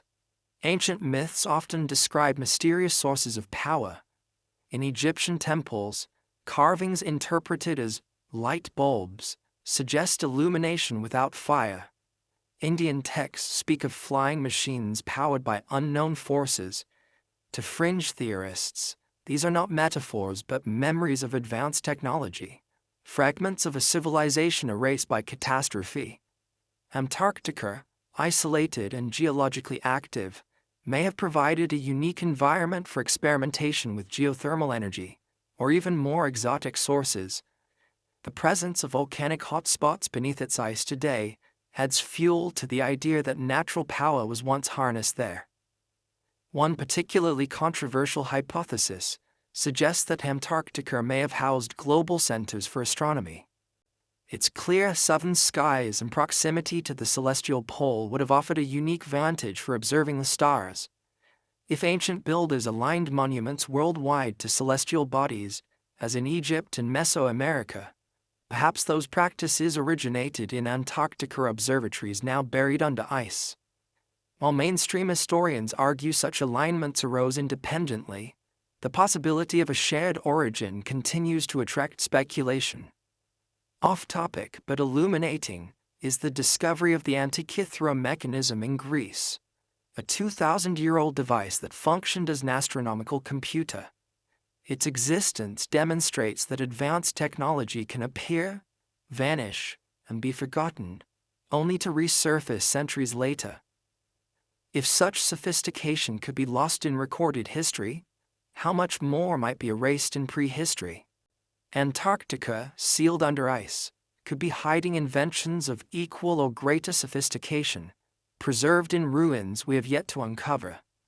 Some theorists go further, suggesting that Antarctica was once part of a global network of civilizations. They point to similarities in pyramid construction across Egypt, Mesoamerica, and Asia, arguing for a shared technological origin. If Antarctica held a civilization capable of influencing distant lands, then it may have served as the hub of this network. Trade, migration, or even cultural exchange could explain parallels that mainstream archaeology struggles to attribute to coincidence alone. Historians remain cautious. Most argue that there is no evidence of advanced technology in prehistory, beyond what human societies could achieve with ingenuity and persistence. They point out that extraordinary effort, not extraordinary machines, built the pyramids. Yet even within mainstream scholarship, surprises continue to emerge. The discovery of Göbekli Tepe pushed back monumental architecture by millennia. The sophistication of Paleolithic art, navigation, and social organization continues to challenge assumptions about primitive humanity.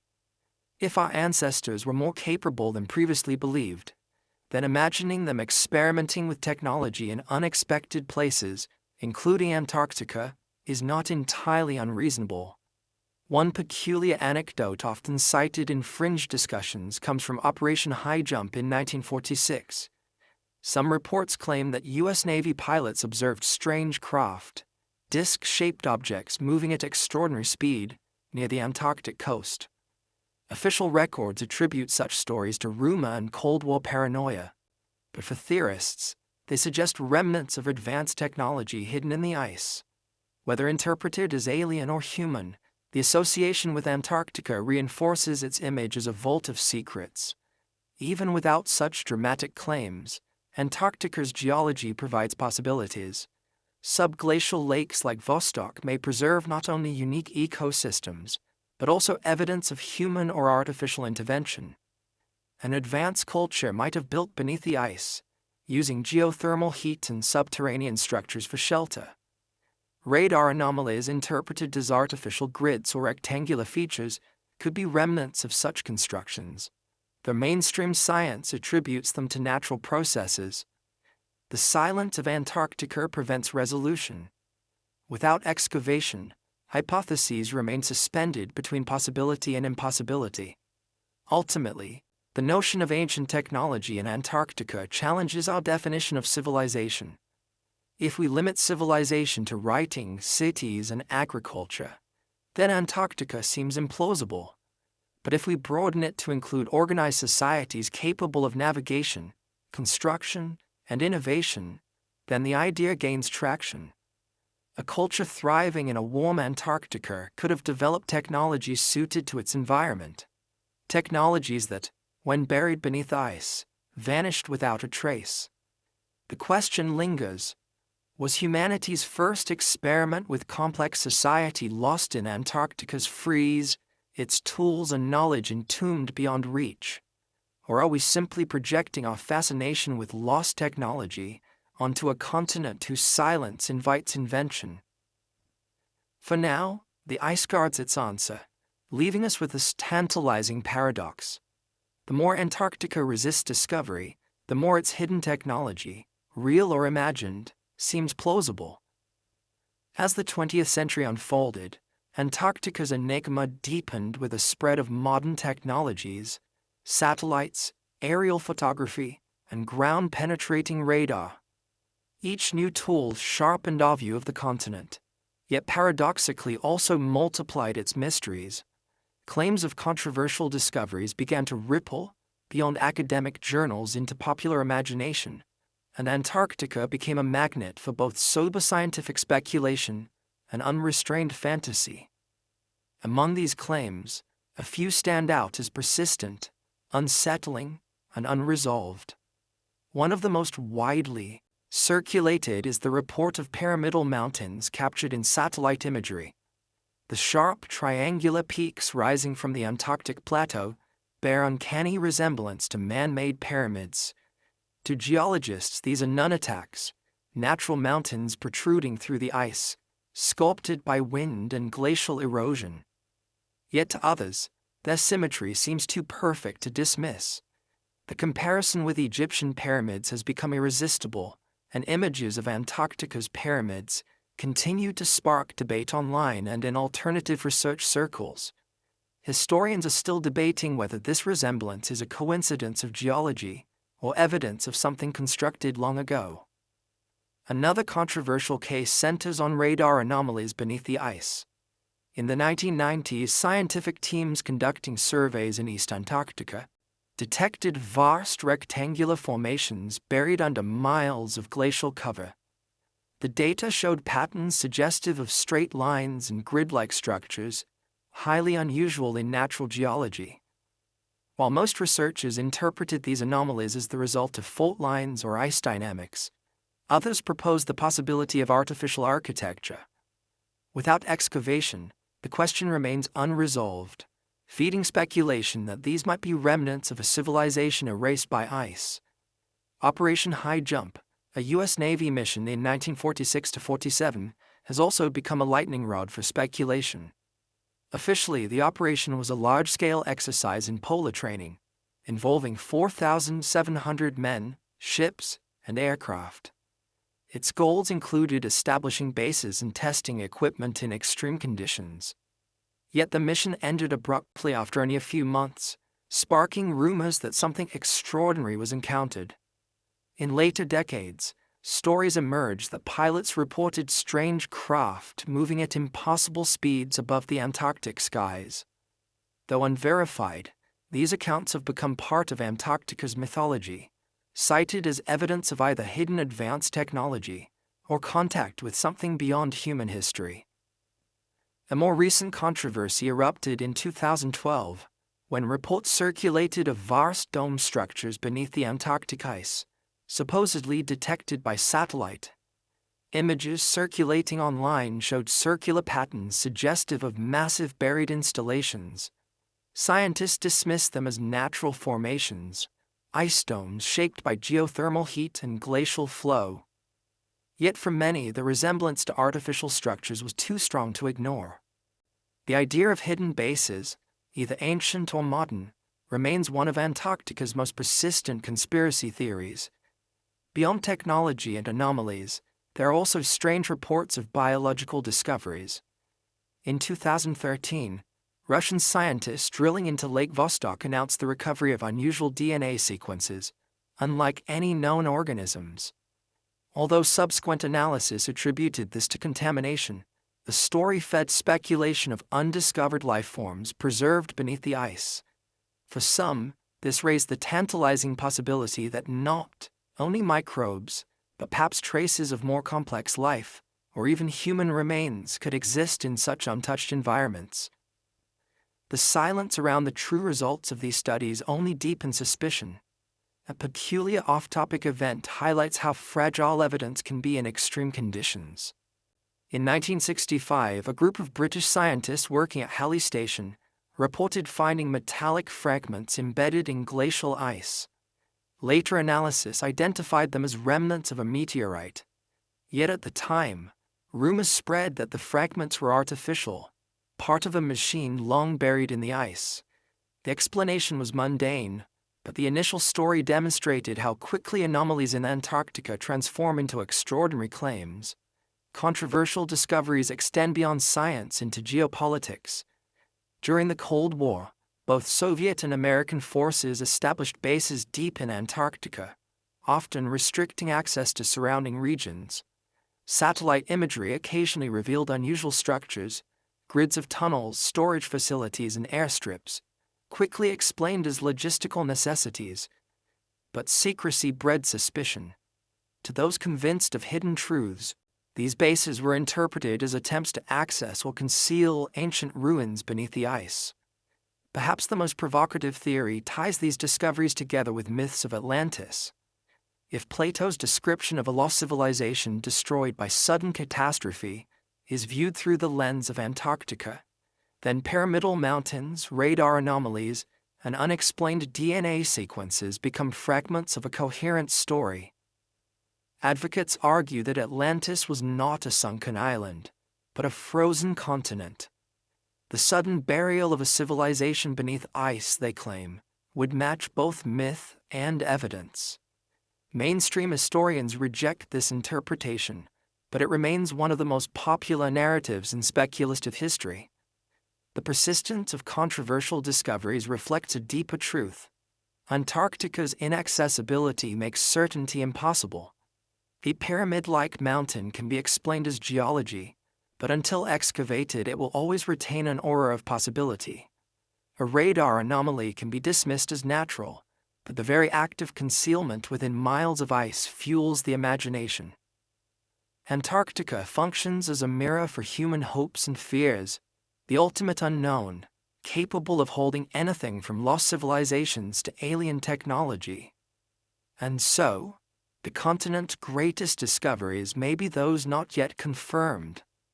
Beneath its silence lie questions too vast to ignore. Is Antarctica truly a blank wilderness, or is it the tomb of humanity's forgotten first chapter? Until the ice yields its secrets, every anomaly, pyramids, grids, strange DNA, remains not just controversial, but profoundly unsettling. The ice of Antarctica is more than a frozen barrier. It is an archive, a layered book of time in which each page is a year, and each chapter a climate epoch. To scientists, ice cores drilled from the continent are among the most precious records on Earth. They preserve within them the history of our atmosphere, the rhythms of ancient climates, and the fingerprints of sudden disasters. For those who speculate about lost civilizations, ice cores carry another implication. They may hold indirect evidence of worlds that flourished before the freeze. Drilling projects such as those at Vostok Station, Dome C, and the West Antarctic ice sheet have retrieved cores stretching back hundreds of thousands of years. These cylinders of compressed snow contain bubbles of ancient air, tiny fossils of pollen, volcanic ash, and chemical traces that reveal how Earth has changed. From them, scientists have reconstructed cycles of warming and cooling, fluctuations in carbon dioxide, and the onset of ice ages. The record is astonishingly precise, down to single years in some layers, and demonstrates how dramatically Earth's climate can shift. One of the most striking revelations from Antarctic ice is the suddenness of change. Around 12,900 years ago, the onset of the Younger Dryas cooling appears as a sharp line in the record, a plunge in temperature that reshaped ecosystems worldwide. Historians are still debating whether this was caused by a comet impact, a massive outburst of glacial meltwater, or shifts in ocean currents. To some, it is exactly the kind of event that could erase an advanced culture almost overnight. If a civilization once thrived in Antarctica's temperate valleys, its world may have ended in that abrupt descent into ice. The cores also capture evidence of cataclysms that resonate with myth. Layers rich in volcanic ash point to immense eruptions that darken skies. Spikes in extraterrestrial dust suggest impacts from space. Each of these events would have altered the climate, disrupted food chains, and forced migrations. Around the world, myths of sudden destruction, floods, fires, freezes, may echo these geological upheavals. If Antarctica harbored human settlements, the ice cores provide the scientific record of their destruction, even if no artifacts remain. Beyond cataclysm, the cores hint at fertility. Chemical signatures of ancient vegetation, including pollen from trees and grasses, confirm that Antarctica was once green. Some cores even contain traces of marine organisms blown inland, suggesting a warmer climate with open water along the coasts. For those who imagine a civilization there, this is essential proof. Antarctica was not always uninhabitable. At times, it was a land of rivers and forests, capable of supporting life. Curiously, anomalies occasionally appear in the cores. Unexplained spikes in methane, abrupt shifts in temperature, and traces of compounds not easily attributed to natural processes spark debate. Mainstream scientists interpret these as the result of volcanic eruptions or unusual climatic events. But others wonder, could some be signs of human activity, preserved as chemical ghosts beneath the ice? A civilization burning, forests farming, or using fuels might have left atmospheric traces. Without direct artifacts, such evidence would be subtle, but ice cores are sensitive enough to capture it. A strange off-topic case illustrates this possibility. In Greenland ice cores, scientists have detected traces of lead pollution dating back to Roman times, evidence of ancient smelting that drifted across oceans and settled into polar ice. If Roman industry could leave its mark so far afield, then any Antarctic civilization might have done the same. The precedent is clear. Human activity can be preserved in ice for thousands of years.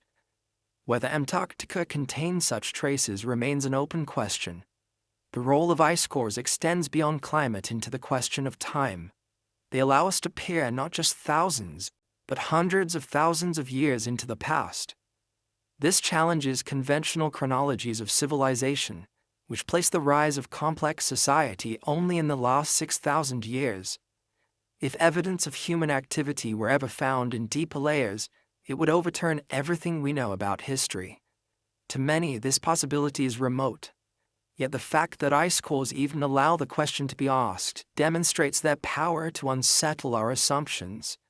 Historians are still debating how far back human exploration may have reached. If seafaring cultures ventured south during warmer periods, their presence could be faintly preserved in the atmosphere, captured as subtle chemical traces. The ice cores may hold these signatures, waiting for someone to look. The technology to detect minute anomalies improves each decade, making it possible that one day, what now seems speculation may become evidence. The cores also remind us of the fragility of civilizations. The record shows cycles of warming and cooling far beyond human control. Civilizations today may feel secure, but the ice warns otherwise. Climates shift, often suddenly, and entire ecosystems can vanish in decades. If an Antarctic culture once thrived, its fate is not just a mystery, but a warning, inscribed in frozen layers for all time. Thus, the role of ice cores is double. To science, they are a precise record of Earth's past climates. To speculation, they are the archive of forgotten worlds, storing invisible whispers of civilizations erased by ice.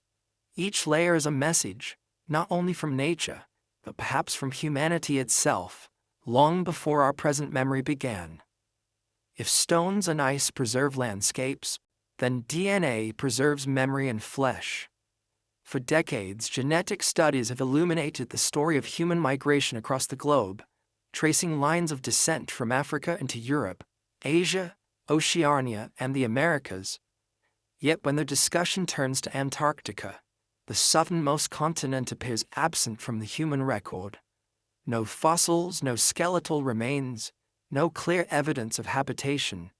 Still, some researchers have asked, could genetic clues in living populations point indirectly to an Antarctic connection? Might fragments of human lineage carry echoes of journeys further south than history records? The story begins with migration. Archaeological evidence shows that humans reached South America at least 14,000 years ago, possibly much earlier. From there, cultures adapted to the Andes, the Amazon, and the windswept coasts of Patagonia. The seafaring traditions of early South American peoples remain less studied than those of Polynesia. Yet coastal cultures would have had access to rich marine resources and the skills to build boats capable of long voyages. If humans reached the tip of South America, could some have sailed further still, toward a then warmer Antarctica? Historians are still debating whether such journeys were feasible, but DNA might one day provide answers where archaeology cannot. Modern genetics reveals surprising connections across oceans. Studies of Polynesian DNA show traces of contact with South America long before European arrival, suggesting voyages spanning thousands of miles. Similarly, South American lineages contain hints of ancient input from Pacific peoples. If such improbable journeys occurred, then the gap between South America and Antarctica, a fraction of that distance, seems less impossible. If even a small group ventured south, their genetic legacy could persist in the mitochondrial DNA of modern populations. One intriguing discovery comes from research on the Yukon people of Tierra del Fuego, at the southernmost tip of South America. Their adaptations to cold maritime conditions, insulating physiology, high metabolic rates, and remarkable seamanship suggest a deep history of survival in harsh environments. While no evidence directly links them to Antarctica, some anthropologists speculate that their ancestors may have explored, or at least sighted the continent during warmer periods. If so, fragments of their DNA could carry a memory of Antarctica, hidden not in ruins but in chromosomes. Elsewhere, traces of enigmatic ancestry appear in native South American populations. Some studies show genetic signatures not easily explained by known migration routes, raising questions about forgotten lineages. While mainstream science attributes these to complex pre-Columbian interactions, alternative interpretations suggest that unrecorded contacts, perhaps even with peoples displaced from southern regions, might be involved. Though speculative, the possibility adds another layer to the mystery of Antarctica's role in human prehistory. DNA evidence also intersects with myths. Polynesian traditions of distant southern lands, Andean legends of gods arriving from across the sea, and even Greek tales of Terra Australis suggest memories of contact beyond known routes. If such journeys occurred, however rare, their legacy might survive only in genes.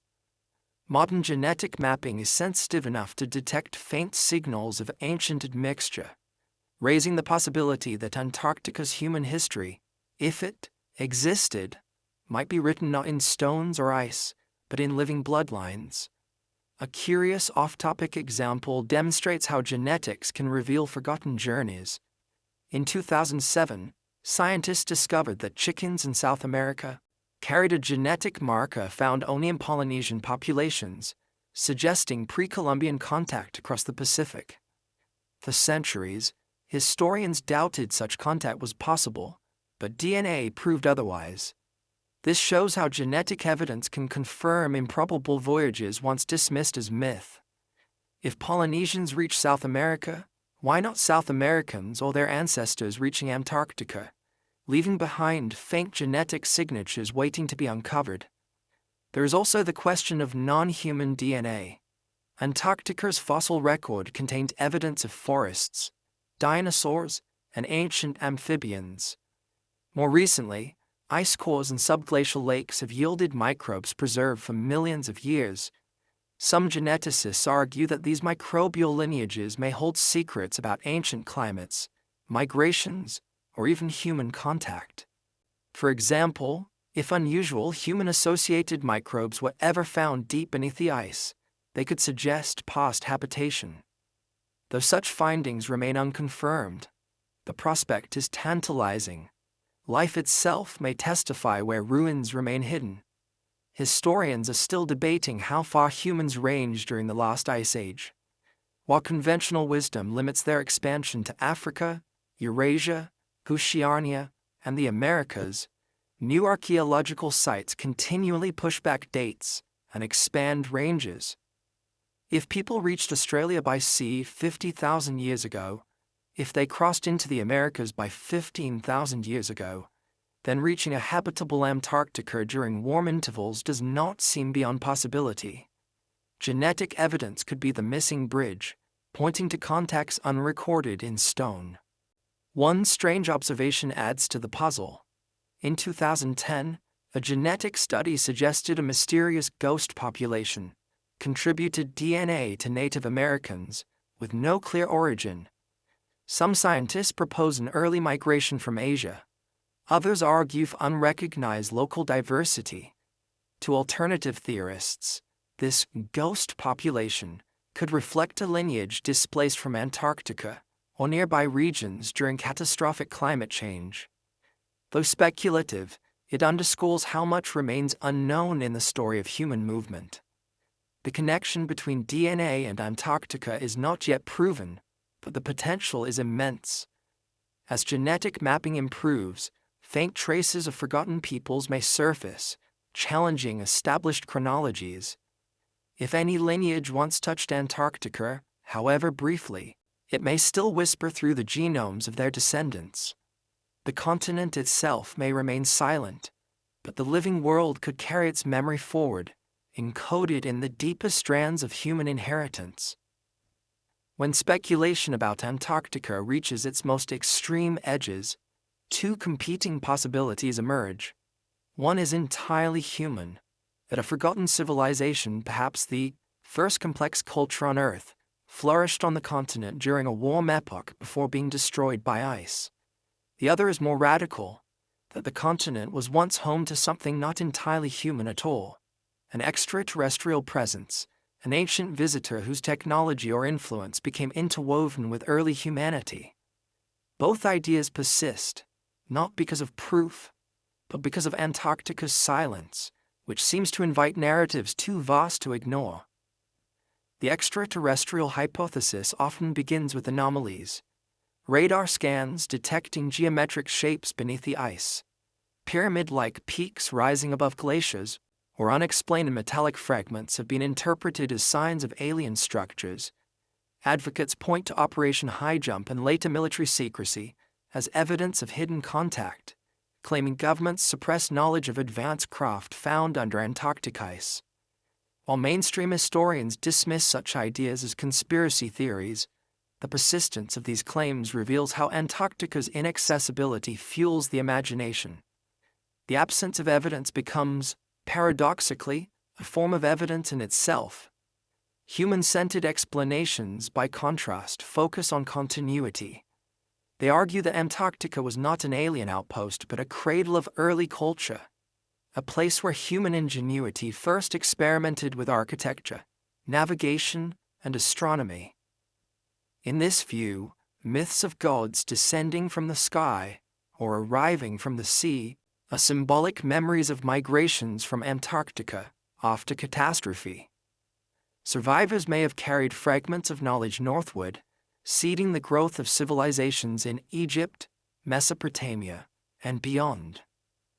To proponents, this theory preserves human agency, while still explaining anomalies in maps, myths, and monuments. Historians are still debating how myths of divine origin should be interpreted. Were gods literal beings, perhaps advanced humans or visitors from beyond Earth? Or were they metaphors for ancestors, teachers, or natural forces?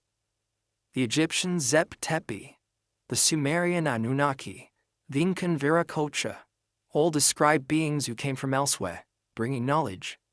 For some, these stories confirm alien involvement.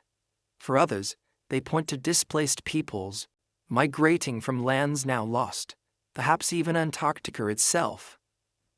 The alien hypothesis is not without precedent in cultural imagination.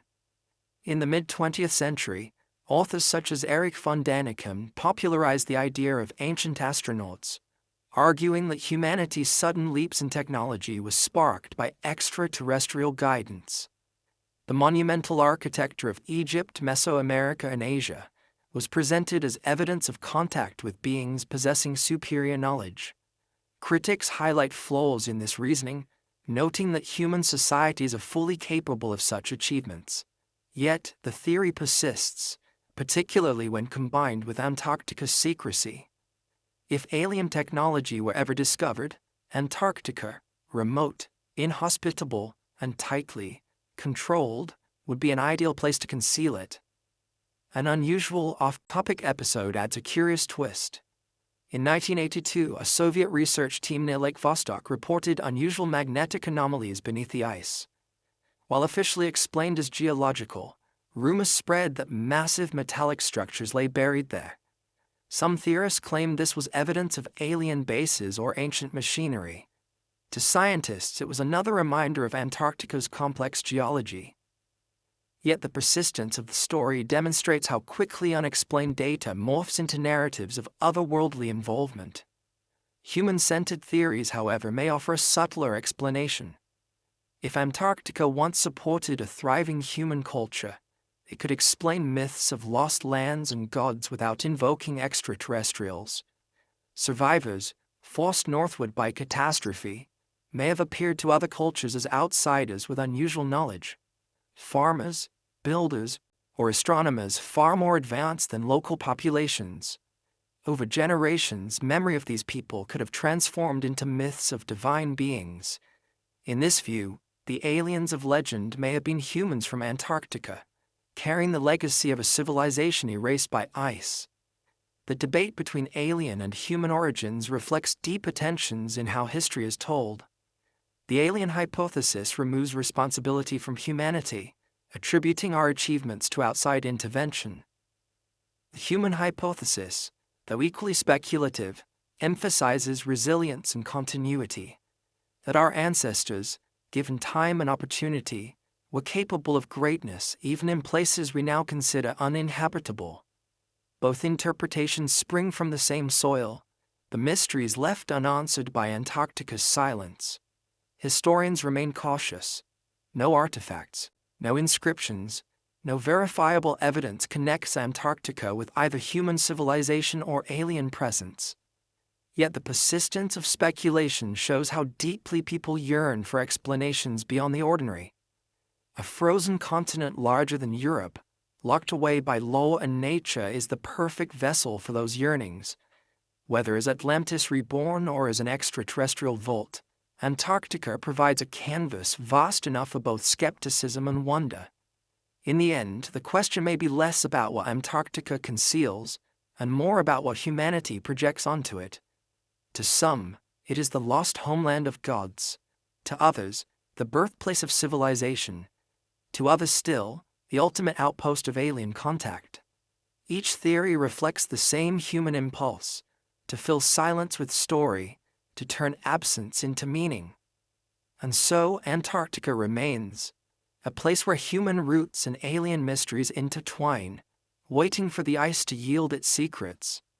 If the whispers of hidden civilizations and alien influence were not enough, the 20th century layered Antarctica with another dimension of intrigue, war and conspiracy.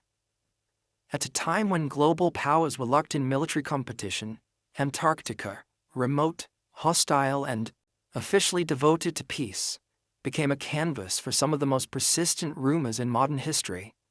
Military expeditions, sudden secrecy, and Cold War paranoia all combined to create the impression that something extraordinary lay hidden beneath the ice, something worth guarding at all costs.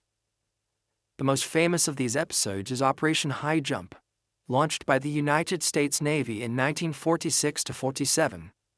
Officially, it was described as a massive training exercise designed to test equipment and personnel in polar conditions. Yet the scale of the mission was extraordinary. Over 4,000 men, 13 ships, and dozens of aircraft were deployed to Antarctica. Led by Rear Admiral Richard E. Byrd, the operation mapped thousands of miles of coastline, gathered scientific data, and established temporary bases. But it ended abruptly after only a few months, far sooner than planned. The early termination of Operation High Jump fueled rumors almost immediately. Some speculated that the fleet had encountered hostile forces, strange aircraft, or advanced technology buried beneath the ice. Stories circulated of pilots reporting disc-shaped craft moving at impossible speeds, outmaneuvering U.S. planes. Though unverified, these accounts became woven into the lore of Antarctica, cited as evidence of either hidden human technology or something non-human. Historians are still debating whether these rumors arose from misinterpretations, deliberate disinformation, or genuine anomalies. The Nazi connection added another layer of intrigue. In the late 1930s, Germany launched the New Swabia expedition, sending a ship to survey parts of Antarctica and lay symbolic territorial claims. After World War II, rumors spread that the Nazis had established secret bases beneath the ice, perhaps even housing advanced weapons or remnants of a lost civilization. Some theories went further, suggesting that Operation High Jump was launched specifically to locate and neutralize these bases. While mainstream history records little beyond basic exploration, the myth of a Nazi-Antarctic connection endures, fed by wartime secrecy and post-war paranoia. During the Cold War, both the United States and the Soviet Union maintained scientific stations in Antarctica. Officially, these were devoted to research, but their presence in such inhospitable conditions raised suspicions. Military equipment was often present, communications were restricted, and movements were monitored. For those inclined to suspicion, this looked less like science and more like surveillance of something hidden. The Antarctic Treaty of 1959, while celebrated as a triumph of peace, also intensified conspiracy theories. By prohibiting military activity and restricting access, it appeared to some as a global pact of silence, ensuring that whatever secrets lay beneath the ice would remain concealed. A peculiar off-topic example highlights how easily Antarctic discoveries could slip into conspiracy. In 1973, a U.S. satellite detected an unusual double flash of light near the Prince Edward Islands, close to the Antarctic Circle. Dubbed the Vela Incident, it was widely suspected to be a nuclear test conducted by South Africa or Israel. Yet some fringe accounts suggested it was connected to hidden technology in Antarctica, perhaps even a weapon unearthed from beneath the ice. The official explanation remains inconclusive, and the ambiguity only deepened Antarctica's reputation as a place where truth and secrecy collide. Legends of underground caverns further enriched the tapestry of conspiracy. Reports from early explorers and whalers sometimes described unusual warm pockets, where geothermal activity created ice-free valleys. In the modern era, satellite images have revealed such oases, areas where volcanic heat maintains liquid lakes beneath the ice. To scientists, these are fascinating natural laboratories. To theorists, they are the perfect hiding places for secret bases, whether ancient or modern. The idea that governments or militaries might be concealing discoveries in these hidden valleys has become a staple of Antarctic lore. Historians are still debating the extent to which conspiracy theories distort genuine history. There is no evidence that Operation High Jump engaged in combat with flying discs, nor that Nazi bases survived beneath the ice. Yet the persistence of these stories demonstrates how Antarctica's remoteness makes it fertile ground for speculation. A continent locked away by treaties, where only scientists and military personnel have access, naturally invites suspicion. The less the world is allowed to know, the more it imagines, and yet, not all is imagination. Military interest in Antarctica has always been real. Strategic considerations, air routes, communications, and the possibility of untapped resources ensured that no superpower could ignore the continent entirely. Secrecy was often a matter of national security, not hidden civilizations. But secrecy is fertile soil, and in that soil, extraordinary narratives take root. Antarctica, therefore, occupies a unique position in the human imagination. It is both the most peaceful continent, dedicated to science, and the most suspicious, shrouded in military history and Cold War politics. It is both a place of data and a place of rumor, where every radar anomaly becomes a buried ruin, every sudden withdrawal an encounter with the unknown. Whether or not Antarctica hides a lost civilization, it certainly hides something equally powerful: the truth of how little we know and how much we fear not knowing. As the 21st century unfolded, Antarctica began to yield its secrets, not through legend or rumor, but through the steady advance of science. Satellites, radar systems, and deep drilling technologies have pulled back the veil of ice, revealing landscapes and ecosystems unseen for millions of years. Yet, paradoxically, each revelation has also deepened the mystery. For those who dream of lost civilizations beneath the ice, the discoveries of recent decades offer tantalizing clues that blur the line between established science and speculative wonder. One of the most significant breakthroughs came from ice-penetrating radar. These surveys revealed entire mountain ranges buried beneath the East Antarctic ice sheet, including the Gamburtsev Mountains, as large and rugged as the European Alps. Their very existence is puzzling. Geological models suggest such mountains should have eroded away long ago, yet here they are, preserved in pristine form beneath miles of ice. The thought that such immense features could remain hidden until the mid-20th century underscores just how much of Antarctica remains unknown. To some, the symmetry and isolation of these ranges invite speculation. Could valleys between them conceal ruins, preserved since a time when the land was green? Even more astonishing are the subglacial lakes. Lake Vostok, one of the largest, has been sealed beneath nearly 4 kilometers of ice for perhaps 15 million years. Its waters are liquid only because geothermal heat rises from below, creating a hidden ecosystem untouched by the surface world. When Russian scientists drilled into the lake, they found unusual microbial DNA, sparking debates about contamination versus genuine discovery. If life can survive in such isolation, theorists ask, could traces of past human presence also remain preserved in other subglacial lakes? Historians are still debating whether these findings are purely natural phenomena or hints of something more. In 2017, another startling revelation emerged. Scientists uncovered evidence of an ancient rainforest beneath the ice of West Antarctica. Sediment cores revealed fossilized pollen and root structures, proving that 90 million years ago Antarctica supported lush vegetation, comparable to temperate forests today. Though long predating humans, this finding confirms that Antarctica has repeatedly cycled between fertile landscapes and icy tombs. For speculative historians, it provides the necessary backdrop. If warm periods occurred even in relatively recent geological time, then a window for human or proto-human habitation is not unthinkable.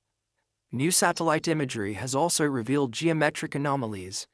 In 2018, images circulated of what appeared to be a massive rectangular structure, protruding from the ice, some 500 meters long.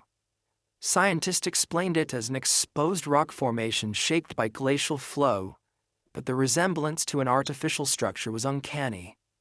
Other anomalies, including perfectly circular domes and sharply defined ridges, have been similarly interpreted. The debate remains unresolved. Natural features distorted by ice, or the remnants of something built in deep antiquity. Beyond geology, Antarctica's biological discoveries have been equally provocative. In the McMurdo dry valleys, researchers found microbial mats thriving in liquid brine beneath frozen lakes, ecosystems that had endured in isolation for tens of thousands of years. Elsewhere, scientists discovered nematodes and tardigrades capable of surviving extreme cold and desiccation, creatures that seemed almost alien in their resilience. If life can persist under such conditions, could it also preserve traces of human activity, sealed away in ice for millennia? The parallel between microbial survival and hypothetical human ruins is irresistible to those who speculate about lost civilizations. A strange off-topic discovery emphasizes the unexpected nature of Antarctic research. In 2016, NASA scientists testing equipment in Antarctica's ice reported detecting mysterious cosmic rays coming from beneath the continent, rather than from space above. Though later explained as anomalies in detection, the story quickly spread as evidence of hidden structures or alien technology beneath the ice. In reality, it was a reminder that Antarctica's environment distorts even our instruments, creating puzzles where none may exist. Yet each puzzle fuels the sense that something extraordinary might truly be concealed there. Climate change has also transformed the scientific picture. As glaciers retreat and ice shelves collapse, new landscapes are revealed. In 2017, a massive rift opened in the Larsen Sea ice shelf, carving an iceberg the size of Delaware. Beneath such shifting ice, scientists discovered previously hidden seafloor ecosystems, thriving in darkness for thousands of years. Each exposure raises the possibility that one day, ice retreat may uncover not just ecosystems but something far more controversial, evidence of human or pre-human presence. For now, the changes are ecological, but they underscore the continent's fragility and its potential to reveal surprises. Historians are still debating how far to stretch these scientific revelations. For mainstream researchers, the discoveries confirm Antarctica's role as a dynamic continent with a complex past, but not as the site of lost civilizations. For alternative theorists, every new forest, lake, or anomaly adds weight to the hypothesis. The line between science and speculation remains thin. What cannot be excavated remains unknown, and what remains unknown becomes fertile ground for imagination. The great paradox of Antarctica's new revelations is that they both explain and obscure. They confirm that the continent was once green and habitable, that life can persist in its hidden lakes, and that landscapes of staggering scale remain unseen beneath its ice. Yet they also remind us of the limits of knowledge. For every discovery, there are hundreds of unanswered questions. Did humans ever step onto those fertile valleys? Did they leave traces now buried beyond reach? Or is Antarctica's mystery not one of civilization but of nature alone, writing its story in ice? Whatever the truth, the continent continues to whisper possibilities. Each new scan, each core, each anomaly is a page, torn from a frozen archive hinting that the story of Antarctica, and perhaps the story of humanity, is far from complete. Every anomaly, every myth, every map that appears to show an ice-free Antarctic coast inevitably reaches the desks of historians and archaeologists. Here, the debate becomes sharp. On one side stand mainstream scholars, cautious, insistent that no verifiable evidence places humans in Antarctica before modern times. On the other side are alternative researchers, convinced that enough smoke exists to suggest a hidden fire, that the first civilization may indeed lie under the ice, its remains beyond the reach of conventional excavation. Between them stretches a gulf of interpretation, where silence and possibility feed endless argument. Mainstream history anchors itself in evidence. No stone tools, no pottery, no skeletal remains have ever been recovered from Antarctica. Without these, academic consensus maintains that no ancient human presence existed there. Antarctica's harsh climate and its separation by the storm-lashed Southern Ocean are cited as barriers too formidable for early seafaring peoples. Archaeological chronologies firmly locate the cradles of civilization in Mesopotamia, Egypt, the Indus Valley, and China, with South America providing independent development later. Within this framework, Antarctica is dismissed as a geological curiosity rather than the historical stage. Yet anomalies trouble this certainty. The Piri Reis and Orontius Phineus maps, the supposed pyramidal mountains, the unexplained radar grids, all resist neat explanation. For alternative historians, these are not errors but clues. They argue that absence of evidence is not evidence of absence, especially when an entire continent is locked beneath 3 miles of ice. They point out that civilizations like Troy, long dismissed as myths, were eventually unearthed. If such rediscoveries were possible in the Mediterranean, why not in the far south? Historians are still debating whether skepticism itself becomes a form of blindness, preventing inquiry into possibilities that lie beyond familiar boundaries. Myth provides another arena of dispute. Mainstream scholars read flood legends, tales of gods from the sea, and stories of lost lands as symbolic narratives, shaped by cultural memory and imagination. Alternative researchers see them as coded history, oral traditions preserving genuine recollections of catastrophic climate shifts and migrations from lands now lost. The myth of Atlantis, for example, is interpreted by some as poetic allegory, by others as veiled testimony of a real civilization destroyed in the Ice Age.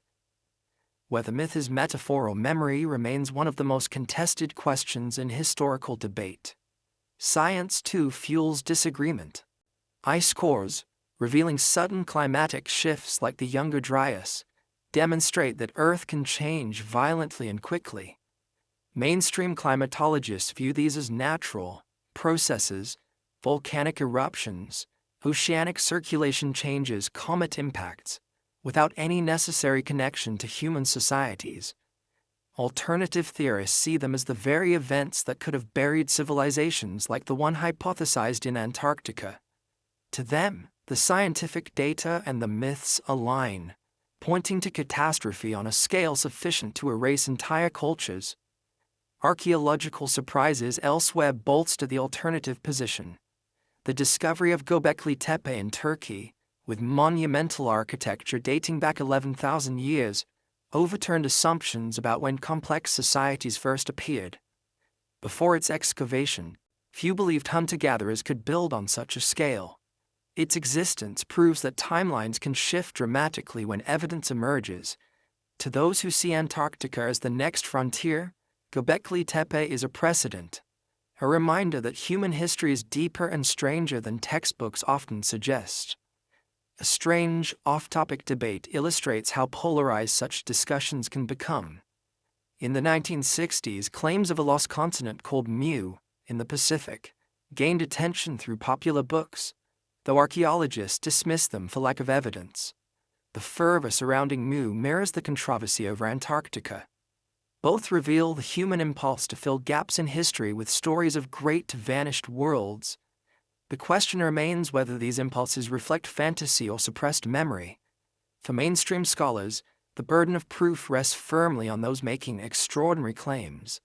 Without artifacts, they argue, speculation is not history but myth-making. For alternative thinkers, the sheer inaccessibility of Antarctica renders such demands unreasonable. Excavation is forbidden, and nature itself guards the evidence. They argue instead for a broader definition of history, one that acknowledges the potential of suppressed or erased chapters. This clash of perspectives is not merely academic, it touches on philosophy. What is history? Is it only what is confirmed by physical artifacts? Or does it also include what is remembered in story, encoded in maps, or hinted at in anomalies? To insist on certainty may preserve rigor but risk blindness. To embrace speculation may invite imagination but risk delusion. The debate over Antarctica crystallizes this tension, turning a frozen continent into a mirror of how humanity seeks truth. Historians are still debating where to draw the line between possibility and fantasy. Some call for patience, trusting that technological advances, better radar, deeper drilling, genetic analysis, may one day provide clarity. Others warn that such patience may allow myths to metastasize, misleading generations into chasing illusions.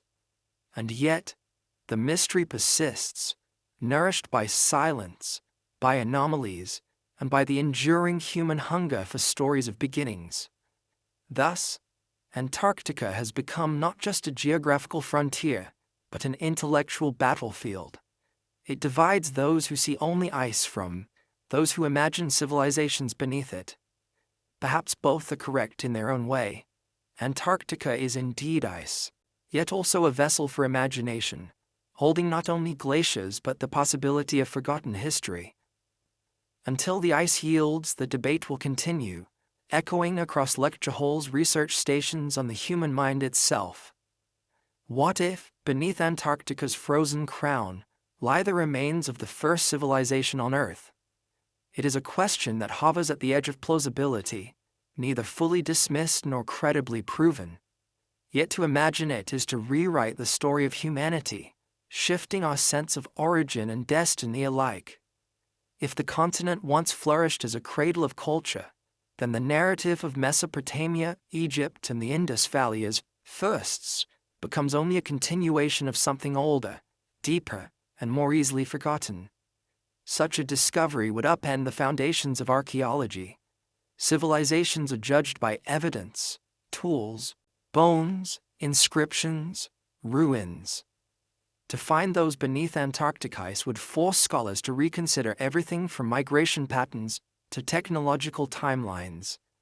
If an Antarctic society predated known civilizations, it would mean that writing, astronomy, agriculture, or architecture might have arisen far earlier than believed. Human ingenuity, far from being a recent bloom, would be revealed as an ancient forest, cut down and buried by catastrophe. It would also reshape the role of myth. Atlantis, Zep Tepi, Viracocha, Lemuria, so long dismissed as allegory, might emerge as cultural memories of real events. Survivors of Antarctica's collapse could have carried fragments of memory into other lands, reinterpreted as stories of gods and lost ages. The myths of sudden floods, freezes, and divine teachers would take on new meaning, not as fantasy, but as history encoded in metaphor. Historians are still debating whether myth contains such kernels of truth, but an Antarctic discovery would tilt the debate decisively. The implications would extend beyond history into philosophy. Humanity's sense of uniqueness rests partly on the belief that we are the first and only global civilization. To discover predecessors beneath the ice would humble that assumption. It would remind us that civilizations are fragile, that they rise and fall with climates, and that our own achievements may one day vanish as completely as theirs. In that sense, Antarctica would be less a cradle than a warning, a frozen monument to the impermanence of greatness. Such a revelation would also provoke uncomfortable questions about secrecy.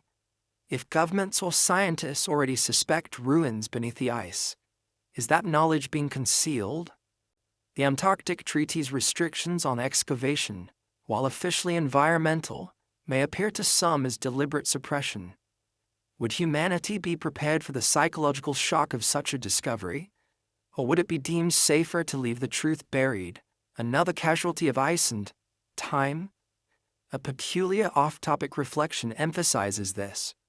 When Heinrich Schliemann uncovered the ruins of Troy in the 19th century, many scholars had long dismissed the city as myth. Its rediscovery did not only prove the story true, it forced historians to admit how fragile their certainties were. If Antarctica were to yield a similar revelation, the shock would be magnified 100-fold. It would be Troy, Atlantis, and the flood all at once. A rewriting of everything we thought we knew about ourselves. Whether such ruins exist or not, the very possibility changes our perception. Antarctica is no longer just a continent of ice.